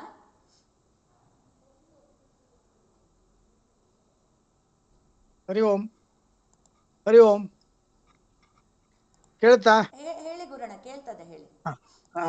ಅದು ಬಹಳ ಅದ್ಭುತವಾದ ವಿವರಣೆಯನ್ನ ಅವರು ಕೊಟ್ಟಿದ್ದಾರೆ. ಗುರುಗಳು ಬ್ರಹ್ಮಸಾಗರದಲ್ಲೇ ಓಡಾಡಿದ್ದ ಒಂದು ವಿಷಯವನ್ನ ಹೇಳಿ ನಮಗೆ ಈಗಲೂ ಸಹಿತ ಅಲ್ಲಿ ದೇವಸ್ಥಾನದಲ್ಲಿ ಹೋದಾಗ ಗುರುಗಳು ಬಂದು ಇವಾಗಲೂ ಬರ್ತಾ ಇದ್ದಾರೆ, ಈಗಲೂ ಪ್ರವಚನ ಮಾಡ್ತಾ ಇರ್ತಕ್ಕಂಥದ್ದು ಅನುಭವ ನಮಗೆ ಅನೇಕ ಸಲ ಆಗಿದೆ. ಇವತ್ತಿನ ವಿವರಣೆ ತುಂಬ ಚೆನ್ನಾಗಿತ್ತು ಅಂತ ಅವರಿಗೆ ಧನ್ಯವಾದಗಳನ್ನ ಹೇಳ್ತೇನೆ. ನಮಸ್ಕಾರ. ಧನ್ಯವಾದಗಳು ಗುರಣ್ಣ. ಆಯ್ತಮ್ಮ. ಇನ್ಯಾರಾದ್ರೂ ಮಾತಾಡೋದಕ್ಕೆ ಇಷ್ಟಪಟ್ಟರೆ ಮಾತಾಡ್ಬೋದು.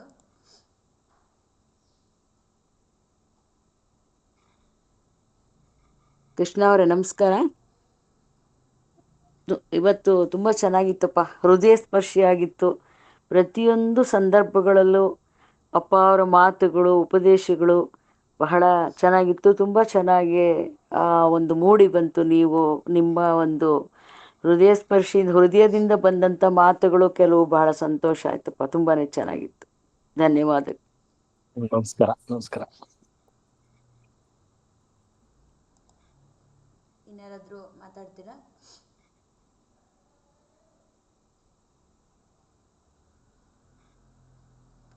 ಕೃಷ್ಣ ಅವರ ಒಂದು ಮಾತು ಹೇಳಿದ್ರಿ ನೀವು, ಸ್ವಲ್ಪ ತೊದಲ್ತು ಇವತ್ತು ಅಂತ. ಅದು ಹೊರಗಿಂದು ತೊದಲು, ಒಳಗಡೆ ಆ ತತ್ವ ಗಟ್ಟಿಯಾಗಿತ್ತು. ಅದನ್ನ ನನಗೆ ನೀವು ಹೇಳ್ದಂಗೆ ನನಗನ್ನಿಸ್ತು. ಅಲ್ಲೇನೋ ಒಳಗಡೆ ಯಾವ ತೊದಲಿಕೆನೂ ಇರಲಿಲ್ಲ, ಅದು ಸುಮ್ಮನೆ ಮೇಲಿನ ಒಂದು ತೊದಲಿಕೆ ಆಗಿತ್ತು. ಅಷ್ಟು ತತ್ವ ಗಟ್ಟಿಯಾಗಿ ಅದನ್ನು ಒಳಗಡೆ ಒಂದು ಹೇಳಿದ್ರಿ, ಅದು ಅಷ್ಟು ಗಟ್ಟಿಯಾಗಿದೆ ನಿಮ್ಮಲ್ಲಿ, ಅದು ಕಾಣಿಸ್ತಾ ಇತ್ತು ಇವತ್ತು. ಬಹಳನೇ ಒಂಥರ ಅದೇ ಹೃದಯಕ್ಕೆ ಮುಟ್ಟಿತು ಇವತ್ತು, ಅದು ಬಹಳ ಚೆನ್ನಾಗಿತ್ತು. ಮತ್ತೊಮ್ಮೆ ತಮಗೆ ಧನ್ಯವಾದಗಳನ್ನು ಹೇಳ್ತಾ, ಹಾಗೆ ನಮಸ್ಕಾರಗಳನ್ನು ತಿಳಿಸ್ತಾ ಎಲ್ಲರಿಗೂ ನನ್ನ ನಮಸ್ಕಾರಗಳನ್ನು ತಿಳಿಸ್ತೇನೆ. ಹೀಗೆ ಒಂದು ವೈಭವ ಅಪ್ಪನದು ಮುಂದೆ ಮುಂದೆ ನಮ್ಮ ಸತ್ಸಂಗದಲ್ಲಿ ಹಾಗೆ ಅದನ್ನು ಹೇಳ್ತಾ ಪ್ರತಿಯೊಬ್ಬರು ಹೇಳ್ತಾ ನಮ್ಮ ಒಂದು ಹೃದಯದೊಳಗೆ ಒಂದು ವೈಭವ ಹೆಚ್ಚು ಆಗ್ತಾ ಹೋಗಲಿ. ಅದೇ ಕಾರಣಕ್ಕೆ ಈ ಒಂದು ಕಾರ್ಯಕ್ರಮ ಹಮ್ಮಿಕೊಂಡಿರೋದು. ಅದು ಅಪ್ಪನ ಕೃಪೆಯಿಂದ ನೆರವೇರ್ತಾ ಇದೆ, ಹಾಗೆ ನೆರವೇರಲಿ ಅಂತ ನಾನು ಅಪ್ಪನಲ್ಲಿ ಬೇಡ್ಕೊಳ್ತಾ ಈ ಒಂದು ಸತ್ಸಂಗವನ್ನು ಮುಕ್ತಾಯ ಮಾಡ್ತಾ ಇದ್ದೇನೆ. ಸರ್ವೇ ಜನಾಃ ಸುಖಿನೋ ಭವಂತು, ಸರ್ವೇ ಸಂತು ನಿರಾಮಯಾಃ, ಸರ್ವೇ ಭದ್ರಾಣಿ ಪಶ್ಯಂತು, ಮಾ ಕಶ್ಚಿತ್ ದುಃಖಭಾಗ್ ಭವೇತ್. ಓಂ ಶಾಂತಿ ಶಾಂತಿ ಶಾಂತಿ. ಗುರುದೇವ ದತ್ತ. ಜೈ ಶಂಕರಲಿಂಗ. ಮುಂದಿನ ವಾರ ಮತ್ತೆ ಸೇರೋಣ. ಧನ್ಯವಾದಗಳು. ನಮಸ್ತೆ. ಜೈ ಶಂಕರಲಿಂಗ. ಜೈ ಶಂಕರಲಿಂಗ.